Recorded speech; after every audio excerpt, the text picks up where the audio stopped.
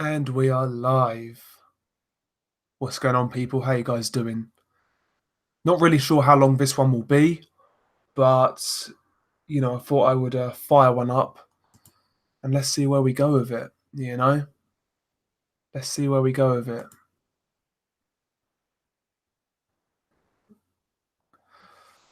Let's wait for a few people to get in, and yeah, we'll go from there.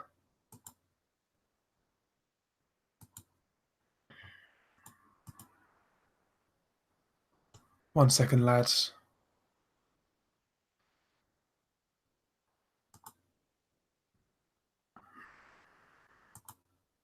There we go. Yeah, what's up, Connor? How you doing, man? How you doing?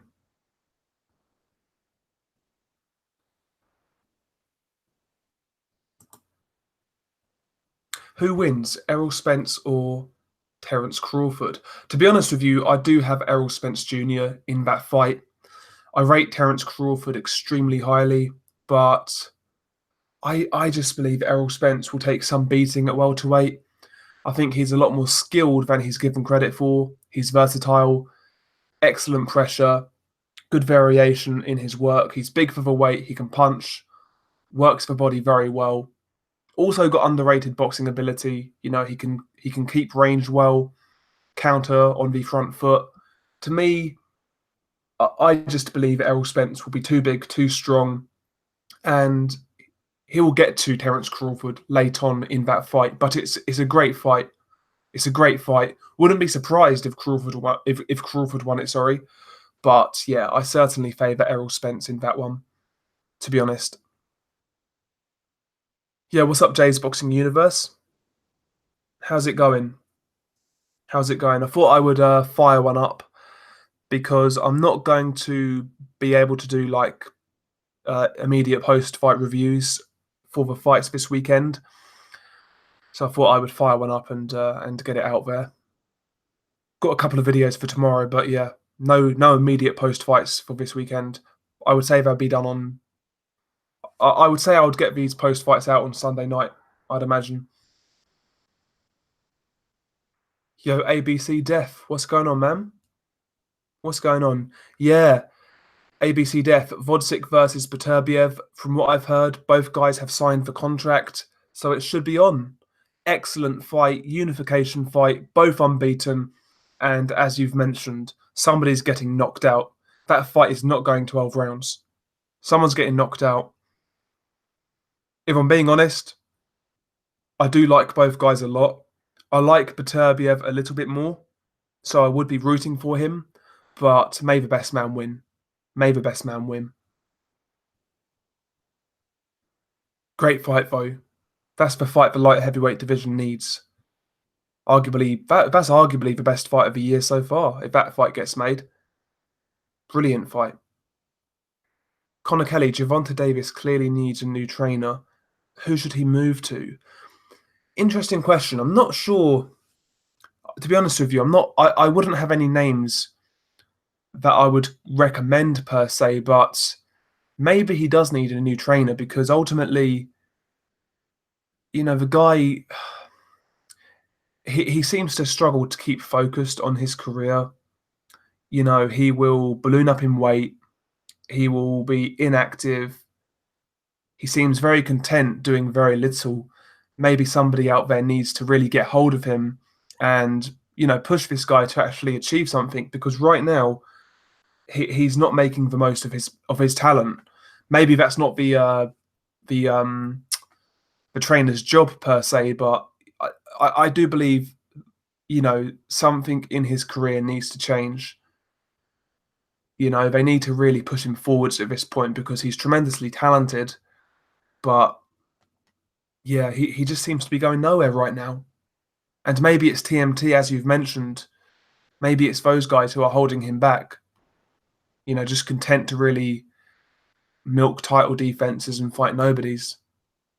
Who knows? Maybe they know something we don't. Maybe they don't trust this guy to like fight the elite. Who knows? Who knows? But hopefully he's involved in some good fights soon. Unification fights at super featherweight. Guys like Berchelt, Farmer. even Jamel Herring, guys like that.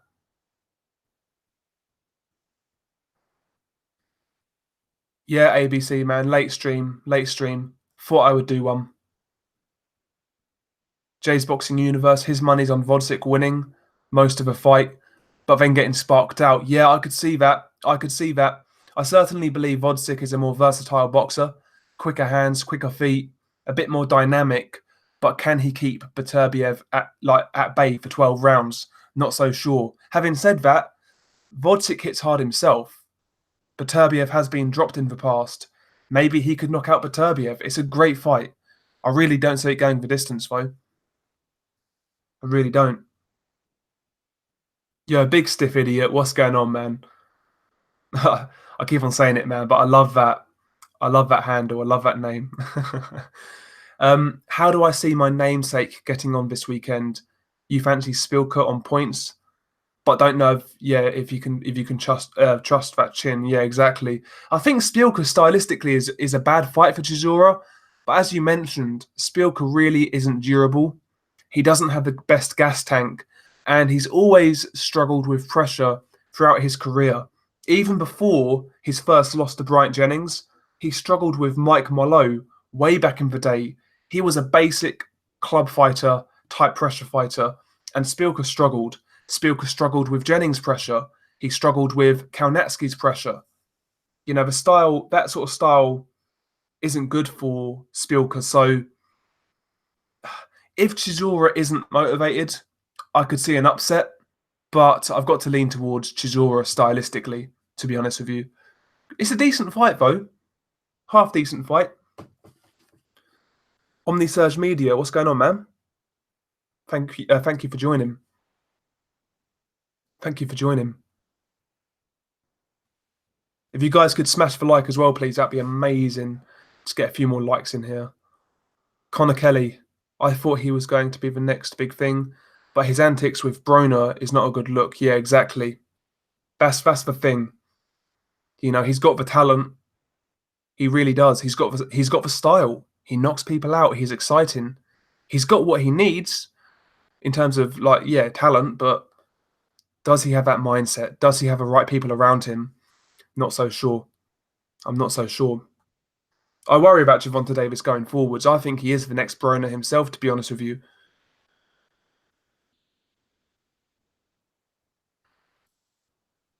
Your predictions for Allen versus Price. Well, I believe David Allen is going to start slow.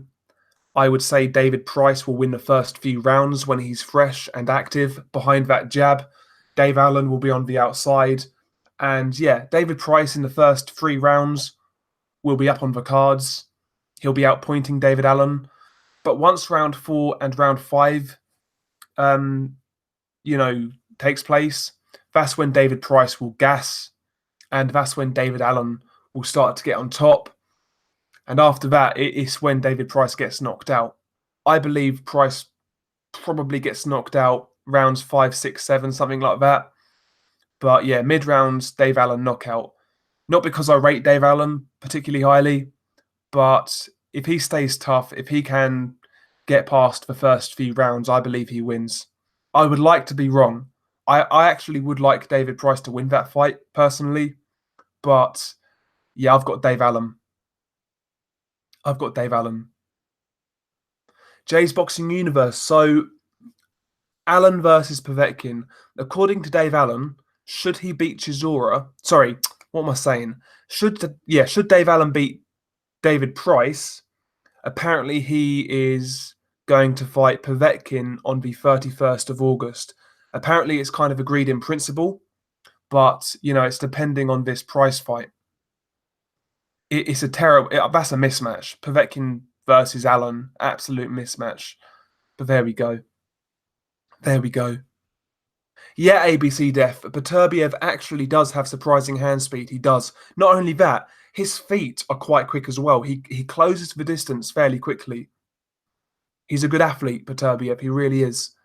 Conor Kelly, you've got Allen in round 6. Yeah, I agree. Mid-round knockout. Dan Mack, what's going on, man? Hi, Dell just joined. My picks for Saturday is Chisora by KO, Allen by KO, and Rivas by KO. Okay, you've got Rivas. I can certainly see Rivas, having a chance. I really do give him a chance. And I really wouldn't be surprised if you see Dillian White get hurt en route to a win. It's a risky fight. It's a banana skin fight. And if Dillian isn't looking, if he's not taking Rivas seriously, then he could get himself knocked out. I believe it's I really believe it's a banana skin type fight. I really do. Good fight though. Good fight. Yeah, Jay's boxing universe. I saw Rivas. He looked very sharp, hitting hard. You know, nice and quick. He's built like a tank. He's only about 6 foot, but he's a lump. He's a lump.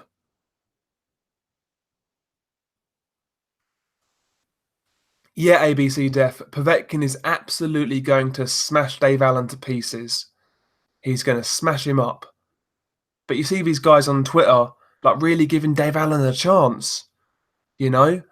And it's not only that. I see people like encourage Tommy Coyle to fight Ryan Garcia. Listen, I don't rate Ryan Garcia that highly, but he will smash Tommy Coyle up. He's going to knock him out clean. You know what I mean? It's a pointless fight. It really is. And Povetkin Allen is pointless as well. At least with Povetkin Price, David Price had that equalizer, I guess. There was some type of hope. With Allen Povetkin, no hope. The guy's got no chance, literally no chance at all.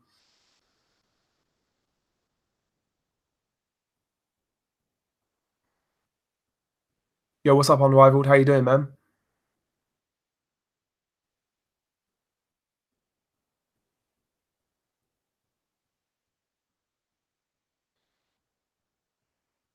Yeah, I agree. Povetkin's going to murder Allen. As far as Allen is good, he didn't beat any good fighter. Yeah, exactly. Yeah, exactly. Every time Allen stepped up, he's got beat up. And when he fought White and Joker, those guys were prospects, and they still beat him decisively and brutally. The guy's got no chance. He's got no business being in the ring with Povetkin. Fair enough. Let's say he's getting paid well. Cool. That's cool. But is it really worth it? Time will tell.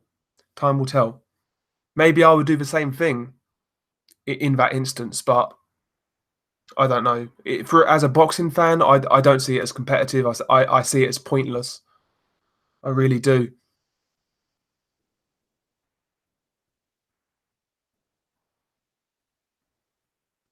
Connor Kelly, I'm going to ask a casual kind of question. I think Billy Joe Saunders would batter. Sorry, Billy Joe Saunders would batter Callum Smith, boxing wise. What's your opinion? To be honest, I've got to be honest. I am very unsure of Billy Joe at 168. He done the job against Shefat Isafi. He won pretty much every round, but to me, he looked a little bit slower. He looked a little bit more sluggish carrying that extra weight. Now, that could have been due to inactivity, or it could have been the weight. I do wonder how he gets on with the big super middleweights. Guys like Smith, guys like Benavidez. These guys are big old boys. I'm not sure Billy Joe's big enough to compete. He can certainly outbox these guys for periods of time. Can he do it for 12 rounds without running into something big? I'm not sure. Time will tell. Time will tell. But I'm not sold on Billy Joe at 168. I rate him. I think he's a very good fighter, but I believe he's a middleweight. Ultimately, I believe he's a middleweight. I could be wrong though. I could be wrong, but I would pick Callum Smith in that fight. I've got to say. But at the end of the day, Callum Smith is the one who turned it down. So, you know, maybe he doesn't. Maybe he doesn't like that fight.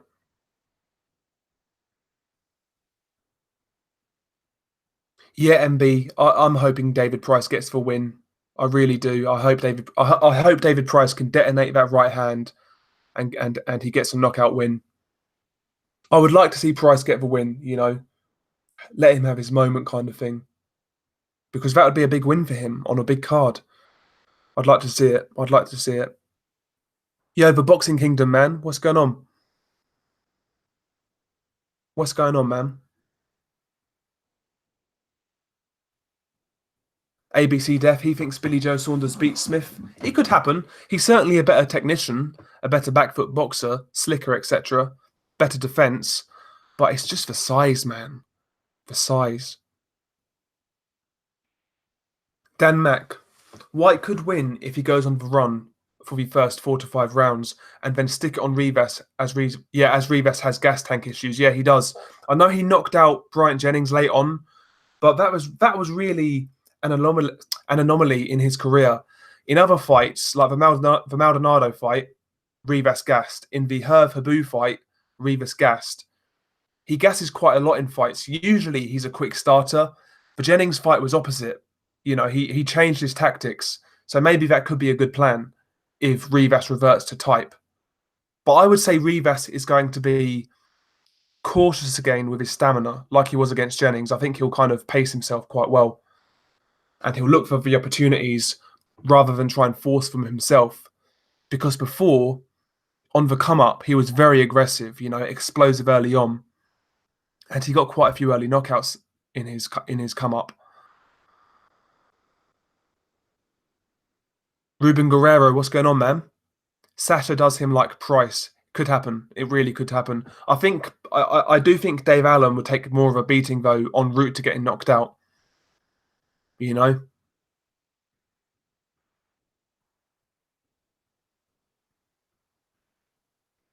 Conor Kelly. I understand where you're coming from. I don't see any big fights at middleweights. Golovkin and Canelo seem to be avoiding him. Yeah, right now, those guys are kind of playing politics. Canelo missed his Cinco de Mayo date because he couldn't secure an opponent. God knows what Golovkin's doing. Middleweight right now is kind of at a standstill. Jamal Charlo's got that WBC belt now. He's not fighting anybody. Andrade, again, not really fighting anybody. He fought a decent guy last time, but again, it doesn't look like he's getting big fights anytime soon. Yeah, middleweight is up in the air at the minute. See, I'd love to see Billy Joe versus Jamal Charlo. I think that'd be a great fight. And a winnable fight for Billy Joe. Stylistically, I think Billy Joe is all wrong for Jamal Charlo, to be honest with you. I think that would be a good fight for Billy Joe, but I doubt we'll see it. Omnisurge Media, do you think Manny Pacquiao versus Keith Thurman will be entertaining or lackluster? I do believe it will be a chess match, to be honest with you. I think it's going to be one of those fights where watching it live, it's going to be intriguing and enthralling.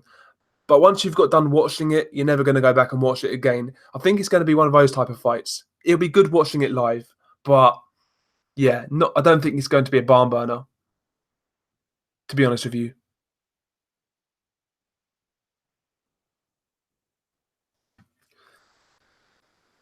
I'm going to try and say your name. Matty Kasan. Matty Kasan? How do you see Pacquiao Furman? I'm really not confident in my pick in that fight. I've got Furman on close points. I believe his quicker feet at the end of the day will be the difference. I think the fight's going to be very close, maybe controversial. I believe anything close will go to Keith Thurman. He's the younger guy. He's been promoted by the PBC for quite some time. So I believe he will have the benefits of the judges' scorecards. And I believe it's going to be a fight of very little action. I think both guys will pick their spots. Both guys will have their moments. But for whatever reason, I just see Keith Thurman nicking it, to be honest with you. I would like to be wrong. In an ideal world, I would like Pacquiao to win and then he can retire. Do you know what I mean? No, no, Future King, I rate Seletsky. But at the same time, like no matter what the performance, he looked really good. But I mean, is Andrade going to get a big fight next? That's what I'm saying. Probably not.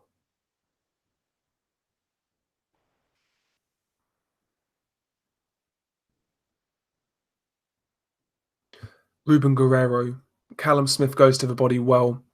Can see Billy Joe gassing later in the fight. Yeah, that could happen. It could happen. Yeah, Callum. Yeah, he is a good body puncher. He is.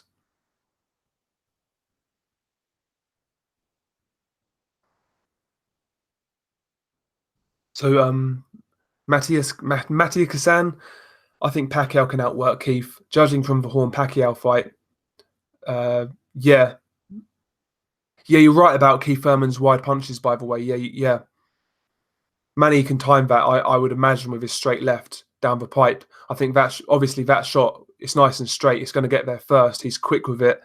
You know, if he can time that shot, that could be a good shot for him. And if Pacquiao punches with Thurman, both guys exchange. I do believe Pacquiao will actually get the best of it. To be quite honest, like I said, his straighter, quicker shots will find the target first.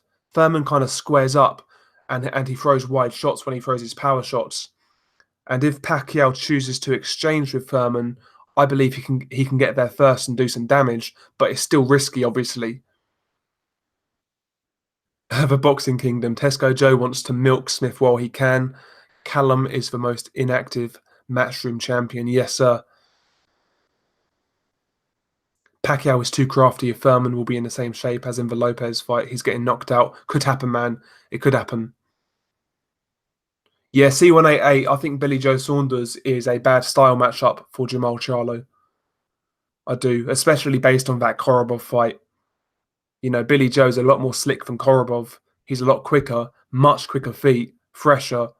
Yeah, he would give Jamal Charlo the business, in my opinion. Jamal Charlo's got a puncher's chance, don't get me wrong, but he's not outboxing Billy Joe Saunders.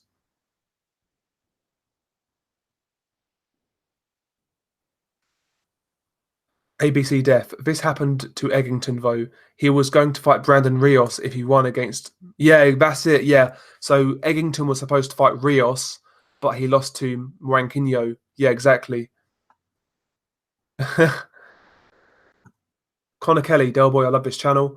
I'm biased. I have to go as I've got to get up early. Hope everyone has a good weekend. Catch me in the live stream soon. Thank you, man. Thank you for watching the recent videos. I'm glad you're enjoying them. That's the main thing, man. As long as you guys enjoy them, that's the main thing. You know, some people out there don't always agree, but it is what it is. It is what it is.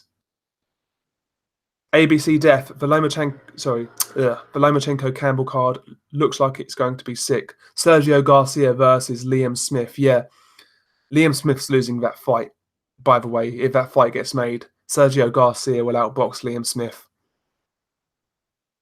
In my opinion, I think Sergio's way too slick. Quicker feet, he's fresher, he's improving, very good volume. Yeah, I've got Sergio Garcia in that fight, but it's a good fight. It's a good fight. Omnisurge Media, who should Daniel Dubois fight next? Very good question. I mean, ideally, I would like to see him have another fight at domestic level. I would like to see him fight the Dave Allen, David Price winner. You know, I think that's a good fight for him. Ultimately, he's still 21 years old. There's no need to rush. But realistically, that fight I doubt would happen because both guys are affiliated with Matchroom. So realistically, who could Daniel Dubois fight next? Who could Daniel Dubois fight next? Maybe someone like, like an American guy, someone like Eric Molina, someone like that. I don't believe there's any rush with Daniel Dubois, to be honest with you. I think winning that Gorman fight the way he won it might actually be to his detriment in terms of fan expectations. I think now people are going to really expect this guy to fight quality opposition from now on, or at least semi-decent opposition, when in reality the guy's 21 years old. He's still very young. He's still very young. Boxing Brains, Povetkin's going to beat Allen like Bobby beat Whitney. Yes, sir, he will. He's going to beat that boy like a drum. Vin Doward, what's going on, man? Del Boy, who have you got? Riakporhe versus Chris Billum Smith, and how? First and foremost, that's a really good fight. Really like it. I could see it playing similar to the Sam Hyde fight. I think Chris Billum Smith is a more versatile boxer, better feet, quicker hands, a bit more variety in his work. But can he keep Riakporhe honest for 12 rounds? Can he keep Riakporhe off of him? I'm not so sure. I certainly believe he hits harder than Sam Hyde, but I'm not sure. I'm leaning towards Riakporhe. by a late knockout, maybe behind on the cards, but I think Riakporhe late knockout. Again, not really confident in that pick. It's a really good fight. I like that fight a lot.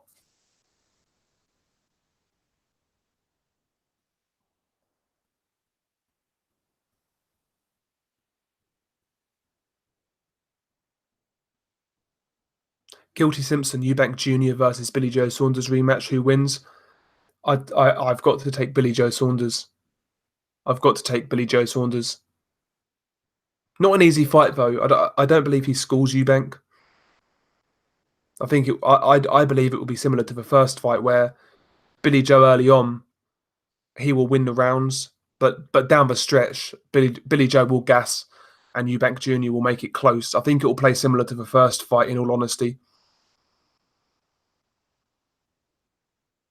I wouldn't mind it though. I think it's a decent fight. But yeah, Saunders again for me. ABC Def, Imagine Povetkin Price 2. Yes, sir. I mean, I would watch it because I'm a sick fuck, but ABC Def, Sergio Garcia has a mad work rate, but I think Liam has a chance.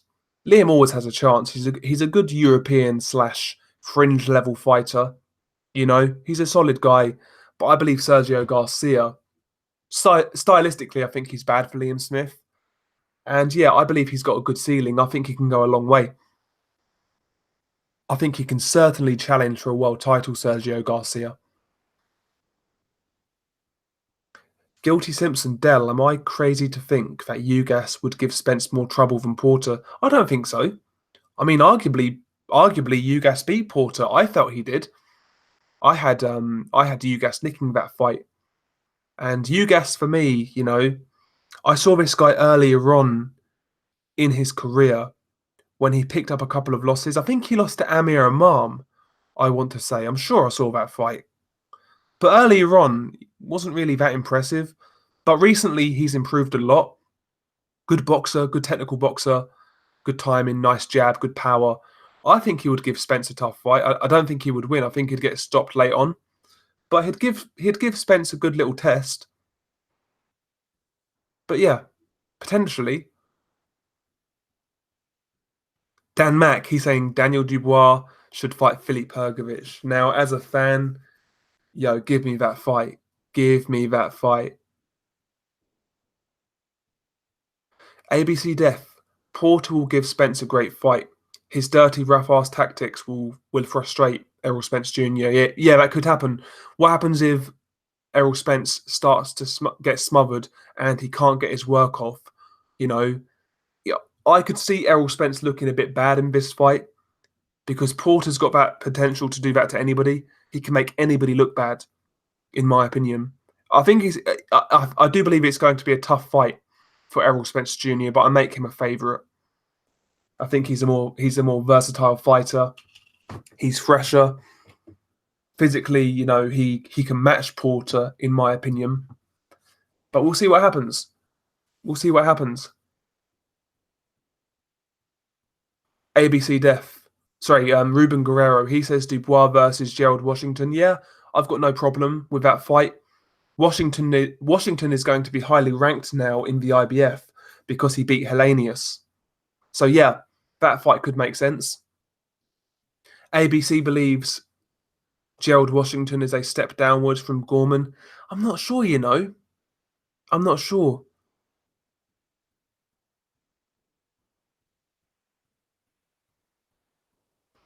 Dan Mack, the Hrgovic hype train I'm finding slightly annoying considering he got slapped about by Joyce in the World Boxing Series. Yeah, I mean, ultimately, the guy's got a lot to prove. He does. I happen to believe the guy is the truth. I think he'll go a long way. I believe he'll be a champion. But yeah, ultimately, he's got to prove it. You know, it's all well and good me saying the guy's the truth, but, you know, time will tell. Time will tell. That's the beauty, though. I do believe the guy's got the ambition to fight anybody. He seems like he wants to step up.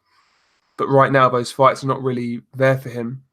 So I guess he just needs to stay active and hopefully he gets a big fight soon, a big step up fight. Finn Doward can't split the Duffield versus Aziz fight. From what I've seen, slightly favouring Aziz could be a draw. I've seen Aziz fight before, but I've never seen Duffield. So I'm not sure. I'm not sure on Duffield. ABC's got a Z's. Vin Doward agrees.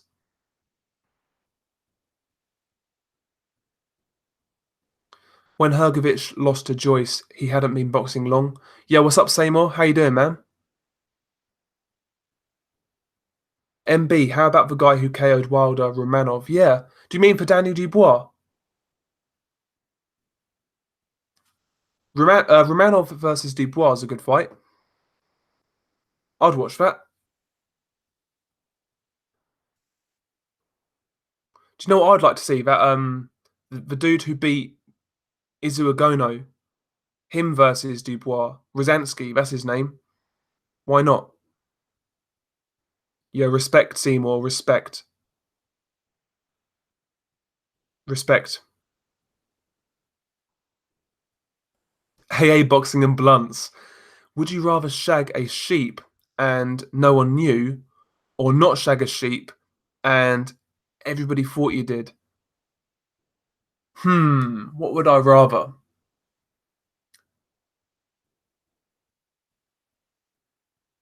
That's a tough one, you know.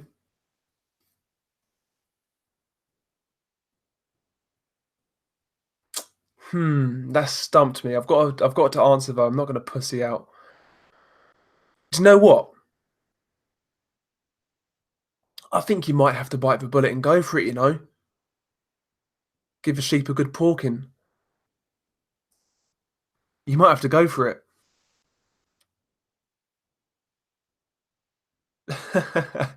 Your 13-year-old just asked you. Do you know what? I think, yeah, I think you might have to do the deed. You might have to do it. uh, yeah, ABC Def, yes, sir, he did. Rosansky beat the absolute hell out of Izu Agono. And by the way, Izu Agono has now retired.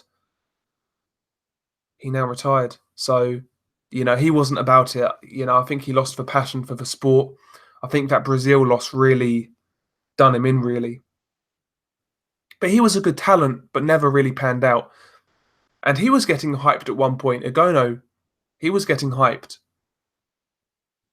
But he looked terrible against Rosansky. He looked so slow, so passive. Looked really poor. Really poor. Yeah, Dan Mack, you are right. There's a lot of hype around him. And you don't think he's as good as people think. Yeah, you could be right. It's like him and Ajagba right now are the guys who are getting a lot of hype. And even Dubois now. They're the guys who people expect to really push on.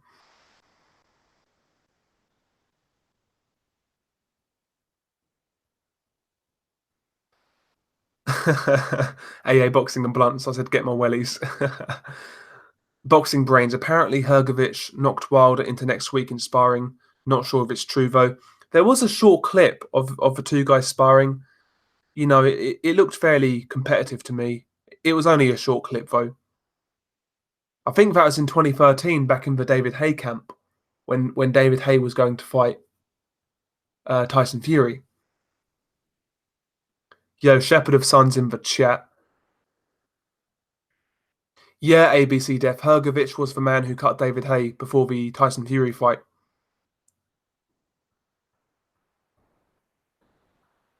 ABC Def. Let's do what we do best and be perverts again, Adele. Late night talk about the girls. Jane Couch or Rihanna? It's a tough, tough choice. I've got to be honest.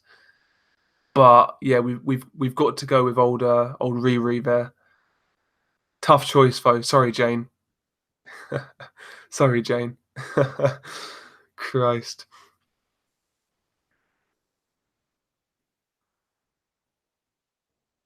Vindoward, give Dubois Ortiz. I'd like to see that. Bruv, I would like to see it, but they're never going to do it, man. They would see it as way too risky. Way too risky. I'd love to see it, though. I think, like, in an ideal world, Dubois needs another fight domestically. Like I said, I would like to see him fight the winner of Dave Allen, David Price, personally. Yeah, Omnisurge Media, Cecilia Breakhouse. Yeah, she's all right, you know. She's not too bad. She's not too bad.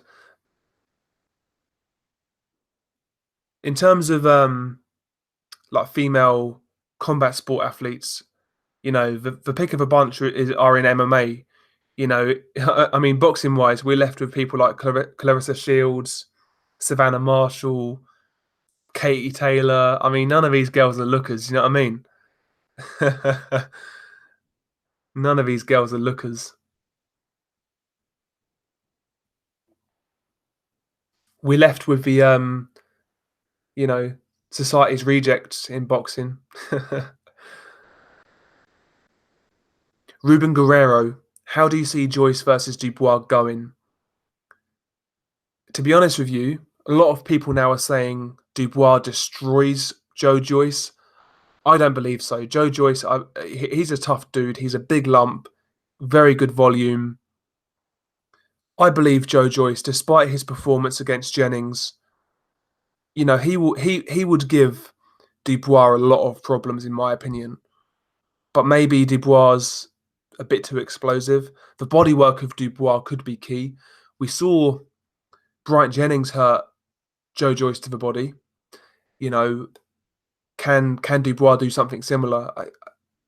I would lean towards Dubois, but you know, I'm not as convinced as a lot of other people that it's an easy fight. Kurt Warden, he wouldn't have a problem with Shields. I don't know, man. I don't know. I like Jessica McCaskill. She's nice, you know. She's nice. Ruben Guerrero, Lady Hammer would get it. Lady Hammer, who's that? Oh, that's a chick that Shields fought. Yeah, I'm not a fan of either, mate. I'm not a fan of either.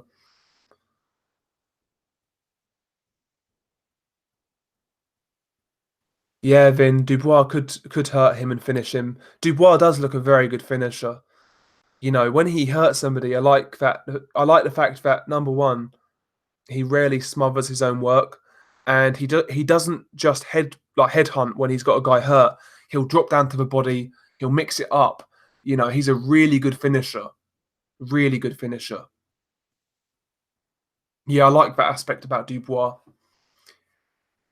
You know, people kind of insult him. They say he's, you know, dull, boring, not the smartest guy in the world, but he's got a wise head on his shoulders in terms of boxing. You know, I felt he, um, I felt he really did kind of remain composed against Gorman in a big step up.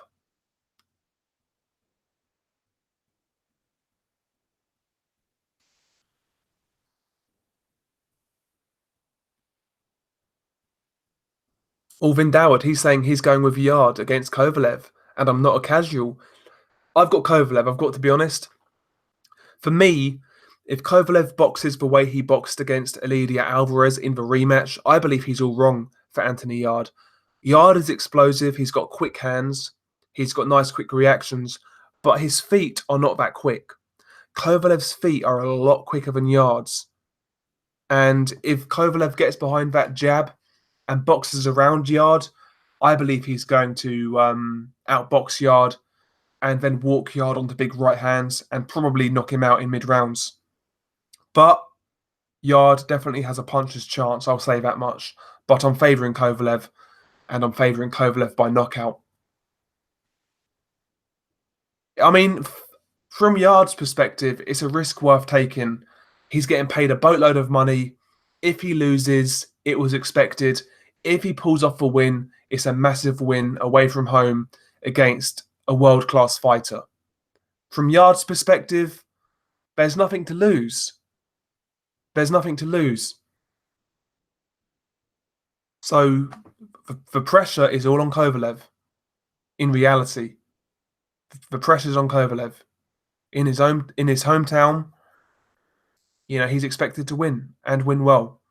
So we'll see what happens. I actually like the fight though. I'm looking forward to it. I'm glad it's made. The Boxing Kingdom fought on Tunde Ajayi. He's a character. He's a character. What I will say about Tunde, what one thing I like about the guy, I like his energy. He does seem very positive, and I think that it comes across as genuine. And I mean, he's done well by Anthony Yard. You could say he's chucking him in at the deep end, but ultimately, he's got his man a massive payday. He's set now pretty much from what I've heard. So listen, man, Tunde, he's not for everybody. I'm not sold on him as a trainer, but as a character, I think he's entertaining, and as a human being, I think his heart's in the right place. To be honest with you, but that's just my opinion. That's my opinion. But I'm not sold on him as a trainer. No way. A bit too much. A bit too much showboating. Some of the things he says is a bit questionable, like the fact he doesn't believe in sparring and things like that. It's a bit. I don't know. Maybe he's BSing. Who knows? Yeah, Vindoward, I agree. Joyce was a letdown this weekend. I expected him to a bit. Sorry, I expected him to do a bit better. And yeah, Adam Booth and Joe Joyce. For me, when that first got announced, it just didn't seem right.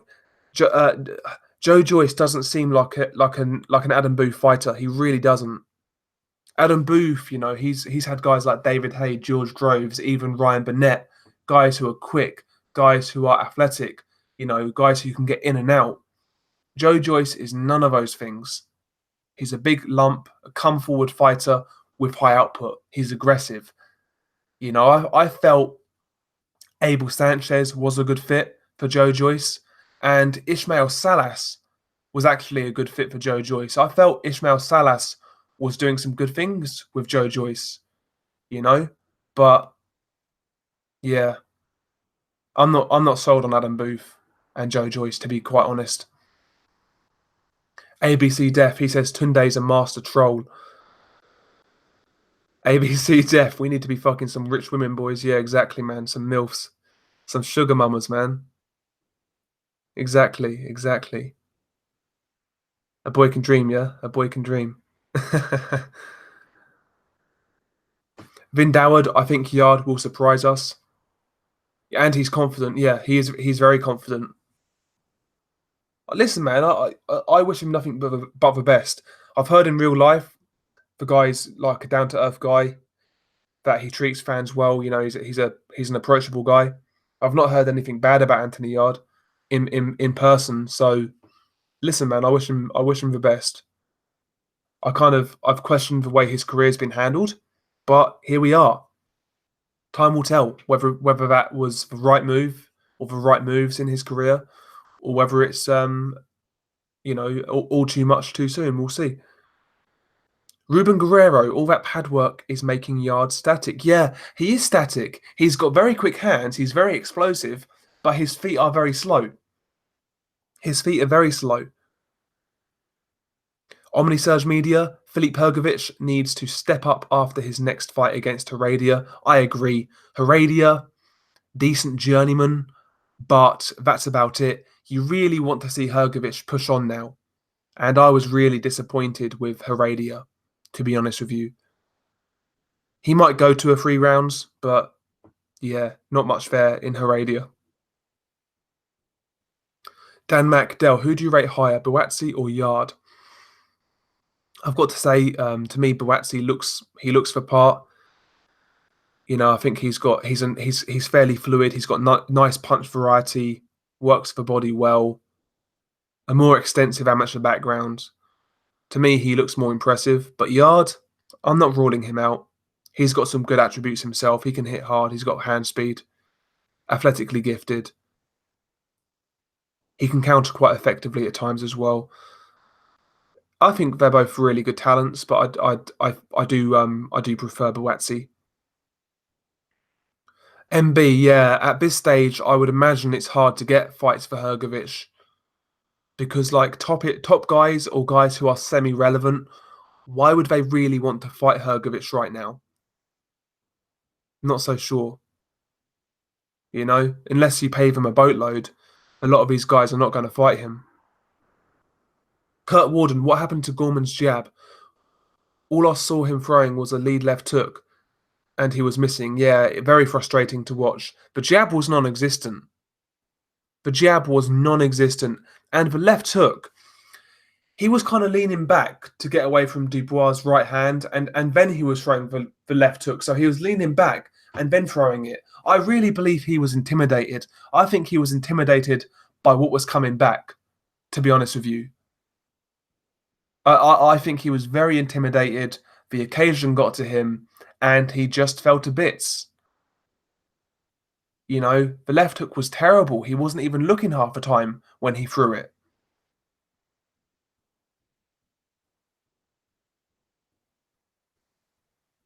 ABC Def, yeah, the Black Widow actor, when she had red hair, could definitely get it. I've never seen it, mate. I'll need to check it out. Booth and Joyce, the strangest duo ever. Yeah, man. I agree. The Boxing Kingdom, even Floyd had sparring partners. I think it's more down to Tunde's paranoia that he doesn't want any outsiders in his camp, barring media workouts. Yeah, maybe. Maybe you're right. Maybe you're right. But ultimately, maybe the whole sparring thing's BS. Maybe he says that to the media. I'm sure Yard gets some type of sparring. Surely. Boxing brains, Del boy. Is it true that you've got bleached blonde hair and 90s curtain hairstyle? Nah. Unfortunately not. I've got black hair.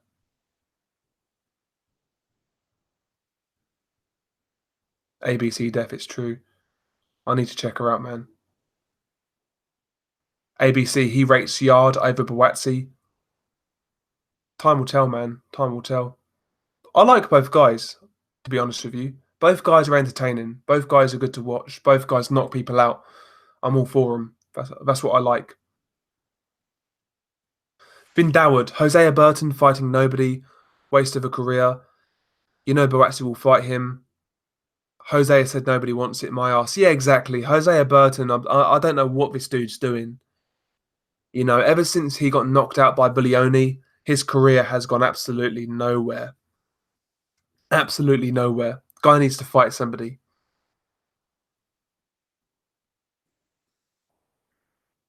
Finn Doward, I like Buatsi more aggressive style than Yard.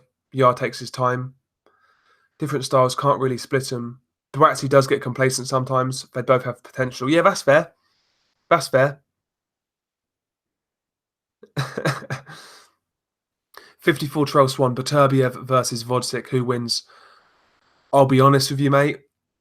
I've got no idea. The only thing I'm certain on is somebody's getting knocked. Someone's getting knocked out, mate. Someone's getting knocked out.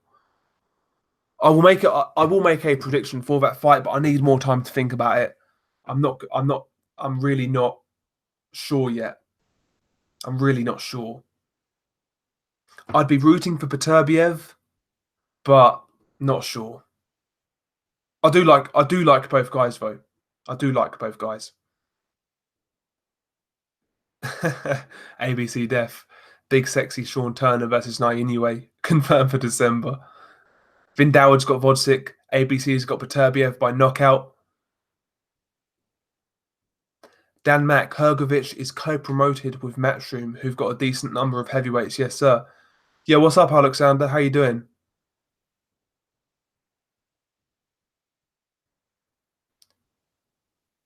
54 Trail Swan. I wish Beterbiev destroys Vodsik. Could happen. It could happen. Beterbiev hits that hard. You never know. If he lands that shot early on, I wouldn't be surprised. I wouldn't be surprised.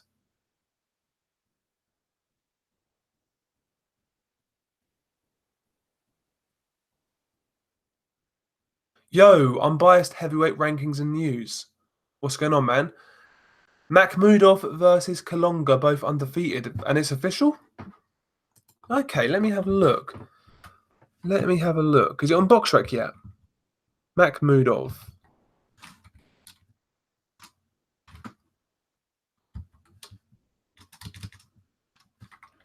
Let's have a look. Arslanbek Makhmudov. Oh, there we go. Kalonga. I'm not going to try to say his first name. I'm going to guess he's from South Africa. No, he's from Congo. Okay, 9-0, 5 knockouts, unbeaten. It looks good on paper. Looks good on paper. I'd expect Makhmudov to win, I guess, but we'll see. ABC Def. I don't rate Boatsi's chin. He's got tagged by too many journeymen. Yeah, he has been tagged. He got tagged up a bit by Liam Cameron as well. He got tagged up by Liam Cameron.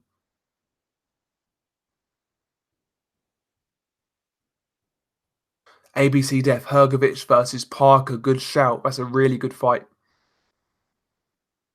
Alexander. Beterbiev beat Vodsek before in the amateurs. Okay. So they've got history. Okay. Interesting. I know Beterbiev beat Kovalev a couple of times in the amateurs. Didn't even realise they fought, Vodsik and Beterbiev. 54 Trail Swan. Do you think Vodsik is a big puncher like that? I think he hits hard, yeah. I think mainly with Vodsik, it's the punches he lands that you don't see coming. He's not as heavy-handed naturally as Beterbiev. Beterbiev could hit you with a shot you see coming, and it could still do serious damage. I don't think Vodsik is that type of puncher. I think Vodsik is more timing, precision, placement, speed, whereas Beterbiev is just pure heavy-handedness, to be honest. But he can certainly whack. He can certainly whack. Omnisurge Media, Hergovich versus Rosansky or Latte. I mean, I wouldn't be mad with either fight. I would prefer Rosansky just because he's coming off that good win, unbeaten. Certainly will have ambition. So I would rather see Rosansky. But yeah, decent fights for Hergovich. Decent fights.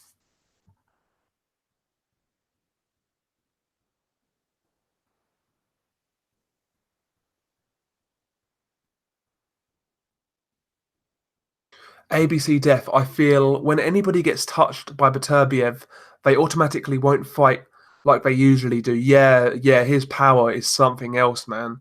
His power is something else. A lot of guys, I think, will go into survival mode, go into retreat mode, and they won't really be as ambitious once they feel that power. ABC Def, Makhmudov about to kill that dude. Yo, Dan Mack, Callum Johnson versus Boatsi. Now, give me that fight. Now, this is one thing I dislike about Eddie Hearn. He crucified Yard for not fighting like Burton and people like that. Well, you've got Callum Johnson, you've got Boatsi. Make the fight happen. Make the fight happen. But this is why I always moaned about Eddie Hearn going to America. It dilutes the quality of UK shows.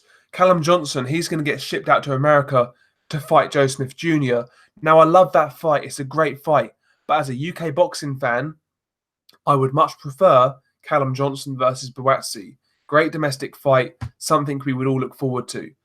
You know, Eddie Hearn going to America, listen, he can put on some good fights, he can. But ultimately, it dilutes from the product we're getting back at home. And, that's an example of it. But there we go. Noah Jolly. Hopefully, Uncle Dell doesn't touch me like my Uncle Peter. I'll try not to, mate. I'll try not to.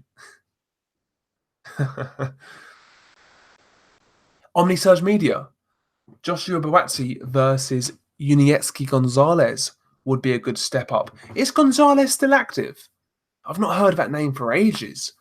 But if he is, yeah, why not? Why not? I don't think Felix Valera would be a bad fight for Buatsi.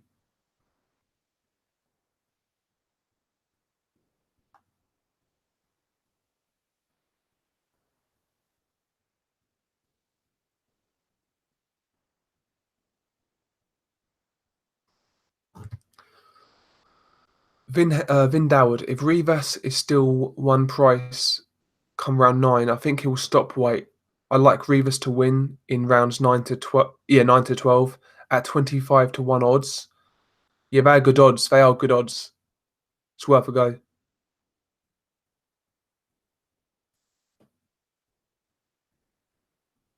Usyk says about Vodzik that he hits harder as a sparring partner. Okay, hits harder than Beterbiev. I know Usyk's fought Beterbiev in the amateurs,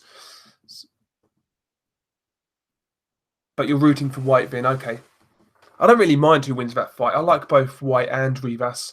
Not really got a dog in that fight. I like both guys, both good fighters, both entertaining. ABC Death. I rewatched the Lomachenko Krona fight, and I can't imagine how painful that left hook was to the head. Couldn't see it coming, and it was such a brutal shot. Yeah, man. Face first on the canvas as well. Beautiful shot. His face hit the canvas before his feet. It's crazy. Crazy stuff, man. Yeah, unbiased heavyweight rankings and news. Yeah, Dave Allen said that if he beats Price in good fashion, Povetkin it is on 31st of August. That's a mismatch, man. That's a mismatch. Yeah, 54 Trail Swan. Beterbiev did stop Dorticos in the amateurs. Yeah. Believe it or not, I believe one of the Chudinov brothers stopped Dorticos in the amateurs as well. I'm sure they did. One of the Chudinov brothers. I forget which one, but I'm sure one of those guys stopped Dorticos in the amateurs. Could be wrong, but I'm sure they did. One of them did.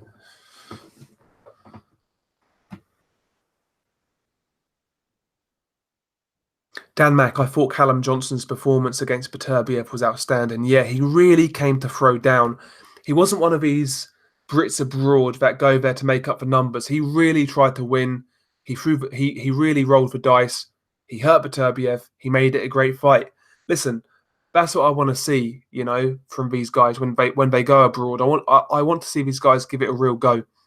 And Callum Johnson really did. He really gave it a go. I like Callum Johnson a lot. He seems like a real nice guy as well. Got a good style to watch as well.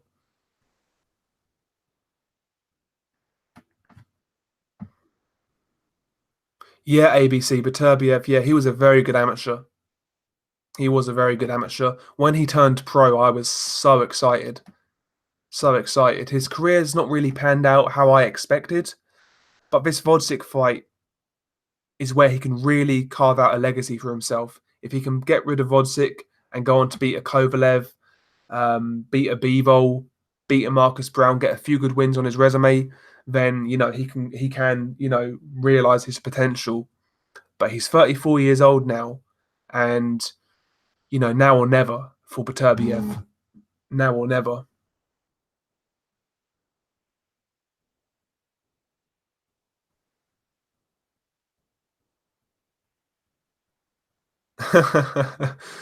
Vin Doward. If Alan beats Price, I'll attend Dave's wake after the next fight. Yes, sir. Alexander, Chisora can lose this fight on Saturday. Polish lad, fast and slick. Yeah, he is. He is fast.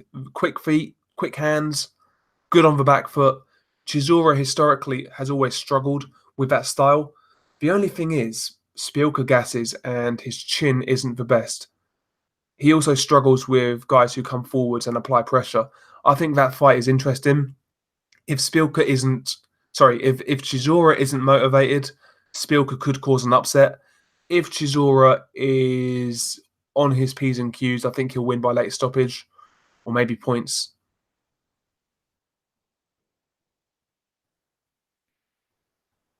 White gasses badly in fights because he swings and misses. Yeah, he is very inaccurate at times, particularly with that left hook. Not as much with the left hook now, but the right hand. Sorry.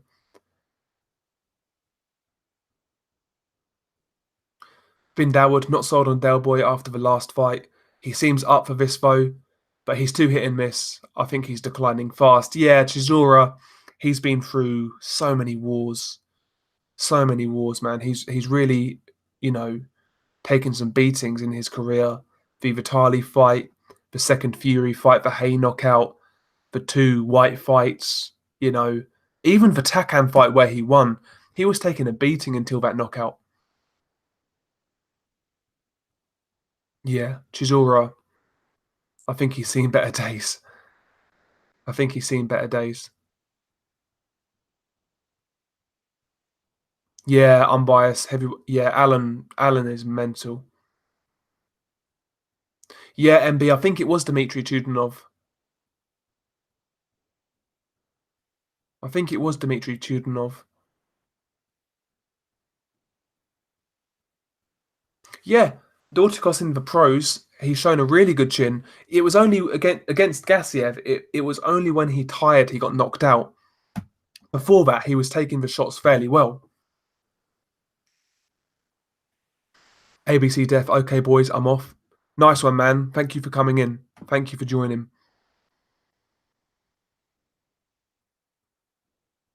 If you lads could smash the like, it would really help me out. Apparently it helps you out. I always fucking hate asking for likes, but it's got to be done, I guess. It's got to be done.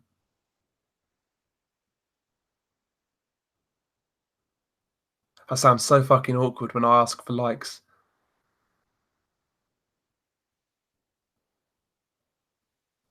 54 Trail Swan. Dell, has Vodzik ever been knocked out in the amateurs? I'm sure he has. I'm sure he's been stopped in the amateurs.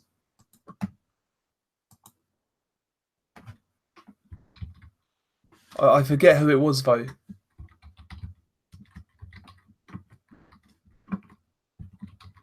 I'm not sure.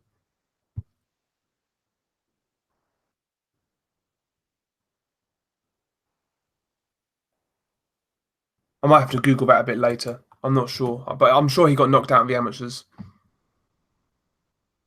54 Trail Swan. I think Callum Smith is scared of Bivol. I think Bivol is a really tough fight for Callum Smith. I really do. Bivol's a great mover, lovely jab, great timing, great distance control, quick feet. I think he's a really tough fight for Callum Smith. And he can crack a bit. He can punch. Tough fight.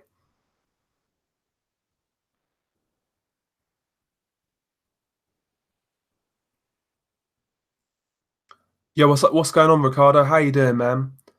How you doing? You ask, do you think Dillian White and his brother are building an empire, signing all these young fighters? Yeah, they're signing some decent guys. Fabio Wardley, he looks like an interesting prospect. Richard Riakporhe, I know they've got Babic, the heavyweight who just turned pro. They've got a few guys. They've got a few guys.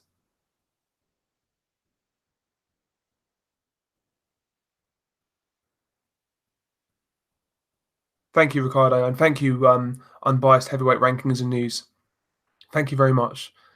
Unrivaled Boxing Talking News. He says, fuck Bivol. Come on now. Bivol is a scholar and a gentleman. I like Bivol. I like his style. Alexander, Vodzik, like Lipinets, has had many kickboxing fights. Okay. I knew Lipinets had loads of kickboxing fights, but I never knew that about Vodzik. Yeah, 54 Trail Swan, it is hard to find out about amateur history for certain fighters, particularly the Eastern European fighters. It's easier from like a UK perspective to find out from UK fighters, but yeah. Lipinets versus Molina. I've got Lipinets. I think he'll stop Molina late on. I like Lipinets. I was really impressed with him against Lamont Peterson. I felt he performed really well. I think he'll be too much for Molina. Molina's a tough guy. He can punch, but I think he's getting beat. I think he's getting knocked out. And Lipinets, to his credit, he also gave Mikey Garcia real problems. His jab in that fight found the target fairly regularly. He busted Mikey Garcia's nose, and his feinting was, when he was feinting, and Mikey was really unsure of himself in that fight. Looking back at it, you know, it was a really good performance by Lipinets. And that fight was closer than people had it. I still had Mikey winning it, but I felt that fight was a bit closer than people make out.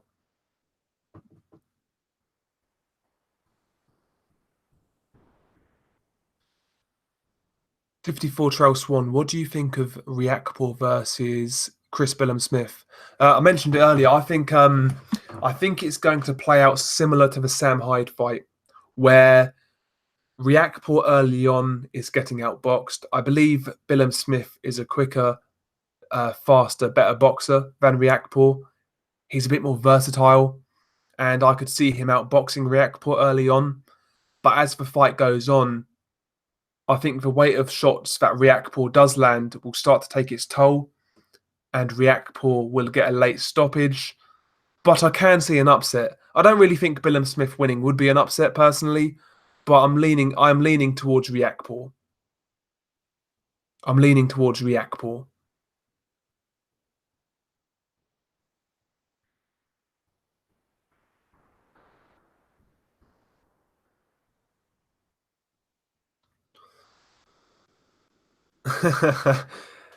Unrivaled boxing talk and news. He looks like he'd bang your mum. In reference to Bivol. Alexander Molina stopped red catch. Yeah, Molina's a big guy. He can punch. He can punch. And Molina, to me, Molina's last really good performance was against Provodnikov. He performed really well in that fight against Provodnikov. He actually outboxed Provodnikov. Um, Showed a good effort against Figueroa. That fight was closer than people had it, in my opinion. But yeah, I believe Lipinets beats Molina. Unrivaled boxing talk and news. Now, this is a good question. Which promotional companies had the best 2019? So far, it's hard to say, man. It's hard to say. If Top Rank put that Vodzik Beterbiev fight on, that's good to me, man. I like that shit. They've also playing a part in Ramirez Hooker. They could be in with a shout, I guess. PBC, Thurman Pacquiao on a really good card. Spence Porter looks like it's official. I think it's hard to say though. I don't think there's been one promotional company that's been like head and shoulders above the others, to be honest. Yo, Corey Lee in the chat. Shout out to Corey Lee. Check Corey Lee's channel out as well. I know we've got a few new people in here, and if you guys aren't aware of Corey Lee, click on his channel, drop a sub. Very good content. Yeah, man. 54 Trail Swan. Lipinets versus Baranchik is a good fight. Two short reigning IBF 140 champions. Yeah, that would be an amazing fight. That would be an amazing fight.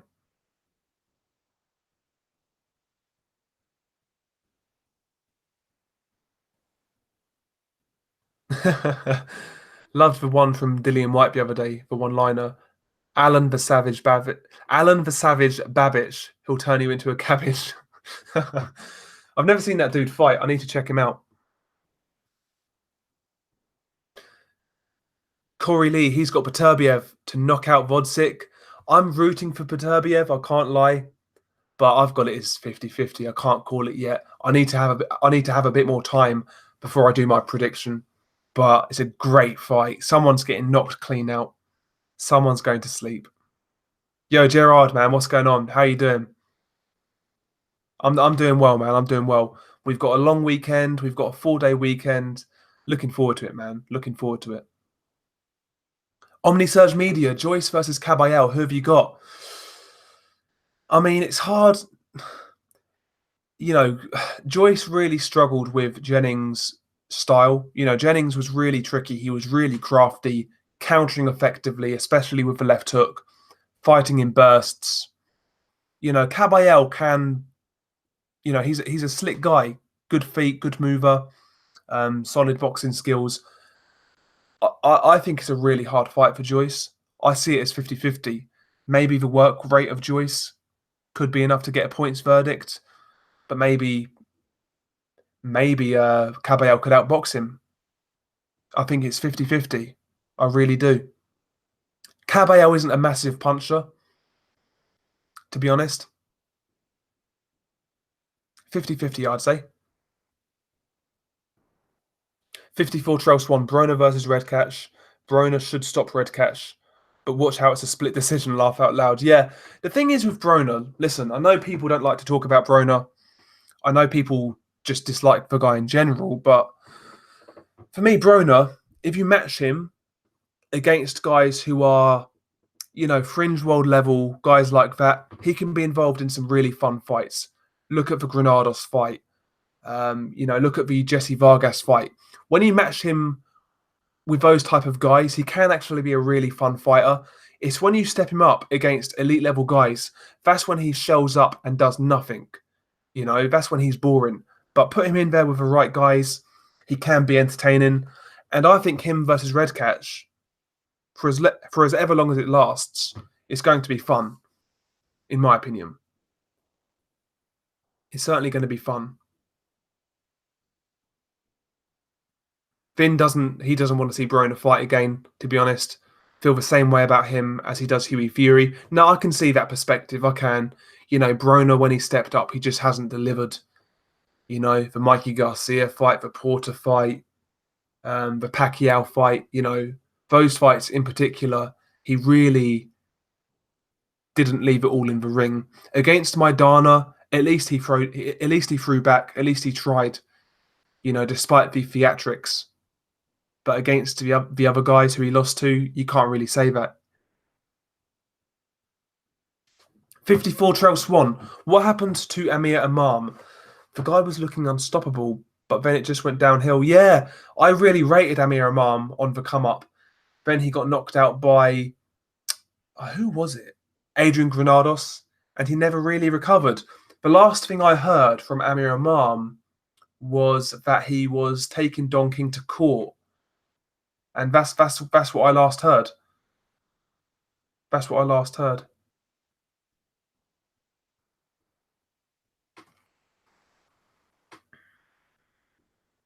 But yeah, Amir Imam at one point looked like a really good prospect. There were people, believe it or not, a few years back who were picking Imam to beat Danny Garcia because Imam was his Mando at one point. And that's how he lost for Mando, by the way. He lost to Granados. And yeah, people were very high on him. I remember people comparing the dude to James Toney. I kid you not. I wasn't that high on him, but I really rated him. I felt he would go a long way.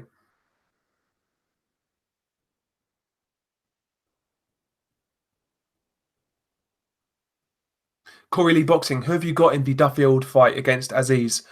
To be honest with you, I've actually not seen Duffield. I've seen Aziz fight though. Aziz is okay. But yeah, Duffield's already got a loss to a low-level guy. He's got a loss to a journeyman. So, most people I know are picking Aziz. So I guess I'm going to go with Aziz.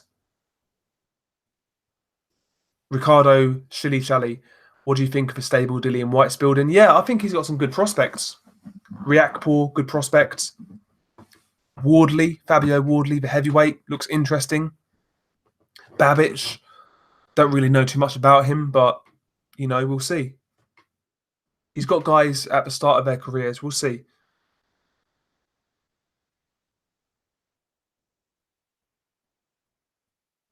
Yeah, what's up, Chris Hughes? How you doing?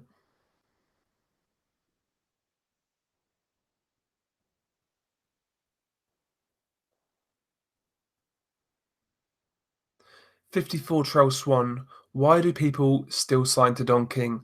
That is the $1,000,000 question. I've got no fucking idea. I've got no idea. I mean, Vanes Martirosyan was the latest dude. He's been moaning. He signed to Don King. He got the Golovkin fight, cool. After that, he couldn't get a fight since, and he wonders why. Saying he really didn't see much money from the Golovkin fight. Well, you're with Don King. You literally have decades of history and countless examples why not to sign with Don King. You know the stories, and you still do it.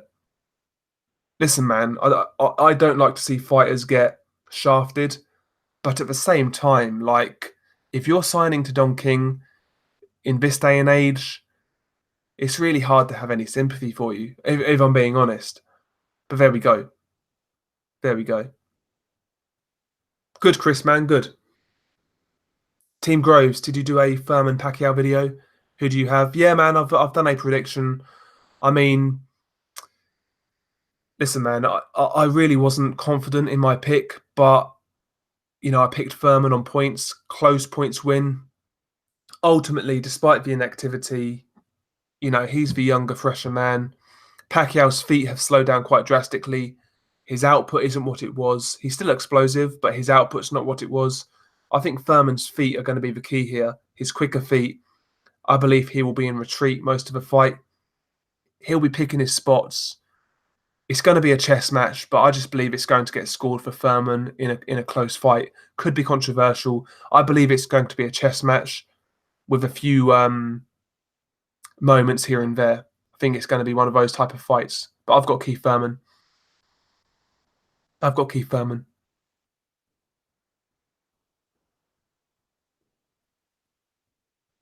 Yeah, exactly, Omni Surge Media. Why would anybody sign with Don King these days? Why would anybody sign with him? As Team Grove says, you've got to be super desperate to sign with Don King. 54 Trail Swan. I thought Imam would beat Danny Garcia. Imam and Spence were equally two of the best prospects for me. Yeah, Imam was really hyped at one point. People forget. People forget. Vindoward, David Price looks in good shape for this fight. And Allen gets hit. Yeah, it could be a stoppage, but yeah, I expect Allen to get the win, mid-round knockout. Corey Lee boxing, Eubank versus Charlo. I've got Charlo, but a really tough fight. Yeah, I think that'd be a really physical fight. Jamal Charlo, he for me is a bigger puncher. I actually believe he's a better boxer. He does the basics fairly well. Good jab, good right hand, nice left hook. But Eubank, he himself is like he's very physical, high output, good on the inside, very strong physically. Tough fight.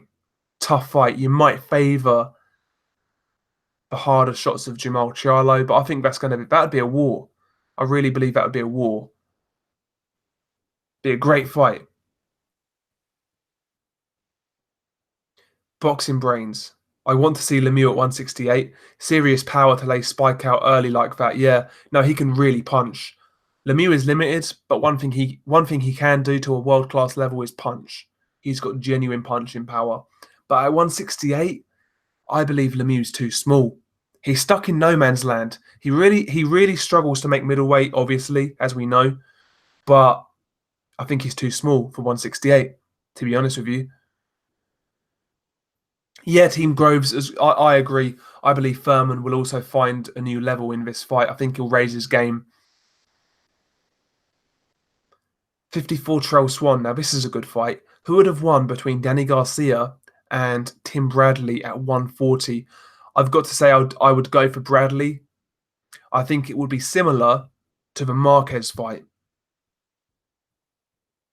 I think it would play fairly similar to that fight.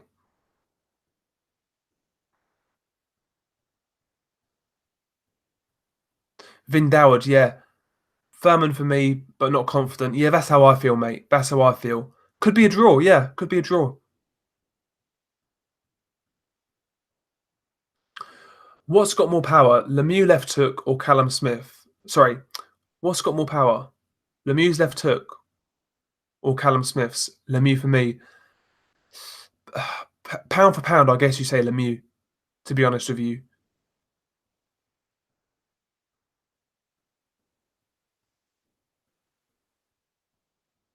Chris Hughes, let's get on Twitter and get this fight made. Yes, sir. Yeah, Team Groves, Lemieux's power is very real. It's just the fact he struggles to set it up. versus anybody decent. Yeah, that's it. That's it. You know, I totally agree. It's not like he uses his jab to set up his work. He doesn't really counter with it effectively. He doesn't feint his way in. He doesn't draw the lead. He just throws it and hopes it lands. To be honest, yeah, boxing brain. Um, Lemieux's knockout of Curtis Stevens was brutal. Yeah, that's brutal. That's a beautiful knockout, though. Curtis Stevens himself can punch. He really can.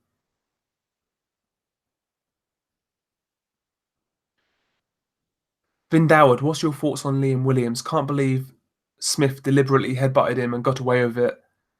He flipped it in the rematch, though.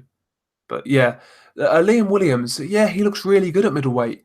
You know, he beat Mark Heffron in a really good performance, and he's looked good since. Sorry, for me, they're talking about Liam Williams getting a world title shot. I think they need to pump the brakes on that just for a second. Sorry. Um, I believe he needs a fight at fringe world level before that. So for me, I would like to see Liam Williams in there with Rosado, Seletsky, maybe even a Korobov. These are the type of names I want to see Williams in there with next. If he can beat these guys, then you would say, he's a genuine world level contender. But yeah, Liam Williams certainly has improved. Omnisurge Media, damn, you're bringing me back to the days here. During the Cold War between Top Rank and Golden Boy back in the day, what was the fight you wanted to see the most? That's a very hard question. Yeah, that feels like decades ago, man. Do you know what I mean? Like back then, that was really the only obstacle in boxing, the Cold War between Top Rank and Golden Boy. Now there's so many obstacles.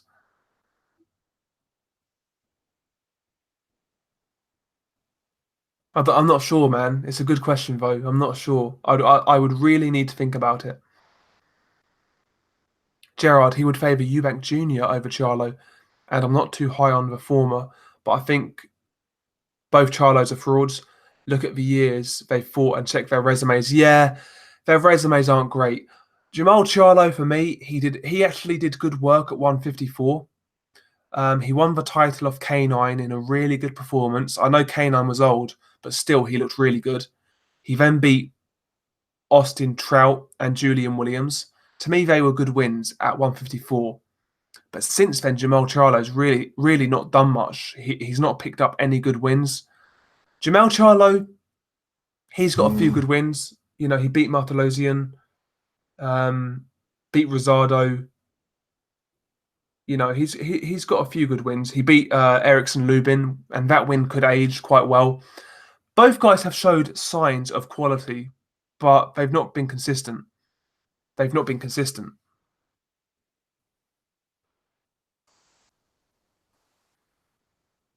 54 Trail Swan, how come Berto still gets big paydays and even headlines, even though he gets stopped so many times? Yeah, Berto these days is pretty much, he's a name, I guess, for prospects, but yeah, all these old ass welterweights still hanging around. Devon Alexander, for example, I mean, that guy just recently got beaten. Hopefully now he retires, to be honest. And I'm sure when somebody beats Berto next, when they beat him well, he'll retire. But yeah, he's still knocking about, Berto.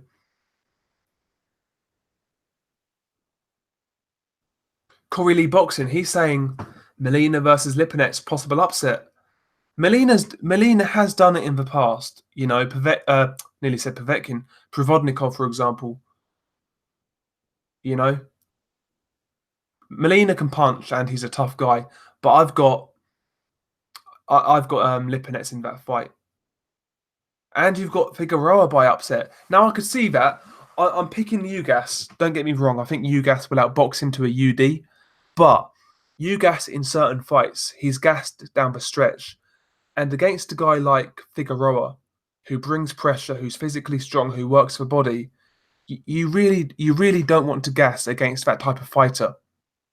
You know, If Ugas does gas against Figueroa, then there's a chance of an upset, maybe a late stoppage. But I've got to say I've got Ugas in that one. I've got Ugas. Good fight though, really good fight. 54 Trail Swan, Lucas Matisse versus Marcus Maidana. Who would win? I take it we are having this at 140 because Maidana was still a contender at 140 and Matisse, that's when he was best. If we say 140, in hindsight, I've got to say Maidana. If you asked me that back in 2013, I would have said Matisse. I've got to confess, I was totally on board with the Lucas Matisse hype train. I felt the guy was the truth. I really did, and yeah, I picked him to beat Danny Garcia. I felt the guy was the truth. But there we go. He was still a very good fighter. Don't get me wrong, but not as good as I thought. To be honest, not as good as I thought. Cop in '09. Still not seen the Diego De La Hoya fight. How bad did he look? He went to war with Ronnie Rios, but he just got he got dragged into a dogfight and he couldn't outlast Rios. He got dropped by a right uppercut and he basically quit. If we're being honest, shook his head, didn't want to continue. Rios just took him into deep waters and drowned him basically. But he had it. He did have his moments. He had his moments, but he got beaten down. Really good fight, by the way. If you find a copy online, give it a watch. Good fight. I know Ronnie Rios though. He's always given good value for money. He's a solid guy. Solid guy. 54 Trail Swan. Sergio versus Saunders. Who wins? Sergio Martinez, you mean? I've got to say, I would pick Sergio Martinez. I was a massive Sergio Martinez fan back in the day. Really, really liked Sergio Martinez. Liked his style. He had that swagger about him. He could punch, hands low, head movement, reactions, quick feet, quick hands. Just a freestyle type boxer. And I was a big fan of Martinez. I like that type of style anyway. Roy Jones, Purnell himself, obviously. Rest in peace to Purnell. Guys who make boxing look cool, I guess. Just out there styles. I liked Martinez. I really did, and I would genuinely pick him to beat Billy Joe though. Bit more explosive. I think he'd beat Billy Joe. Tough fight though. Tough fight.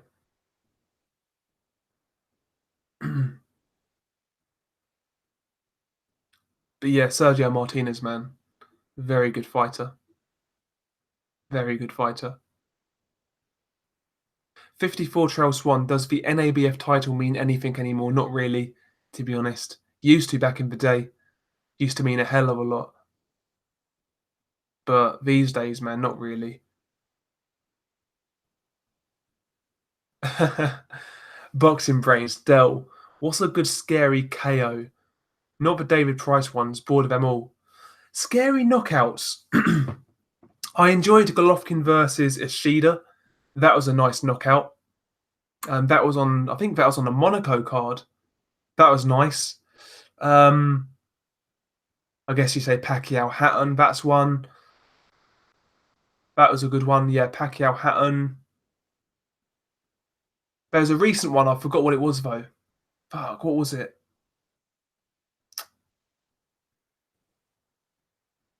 Oh, I forgot what it was.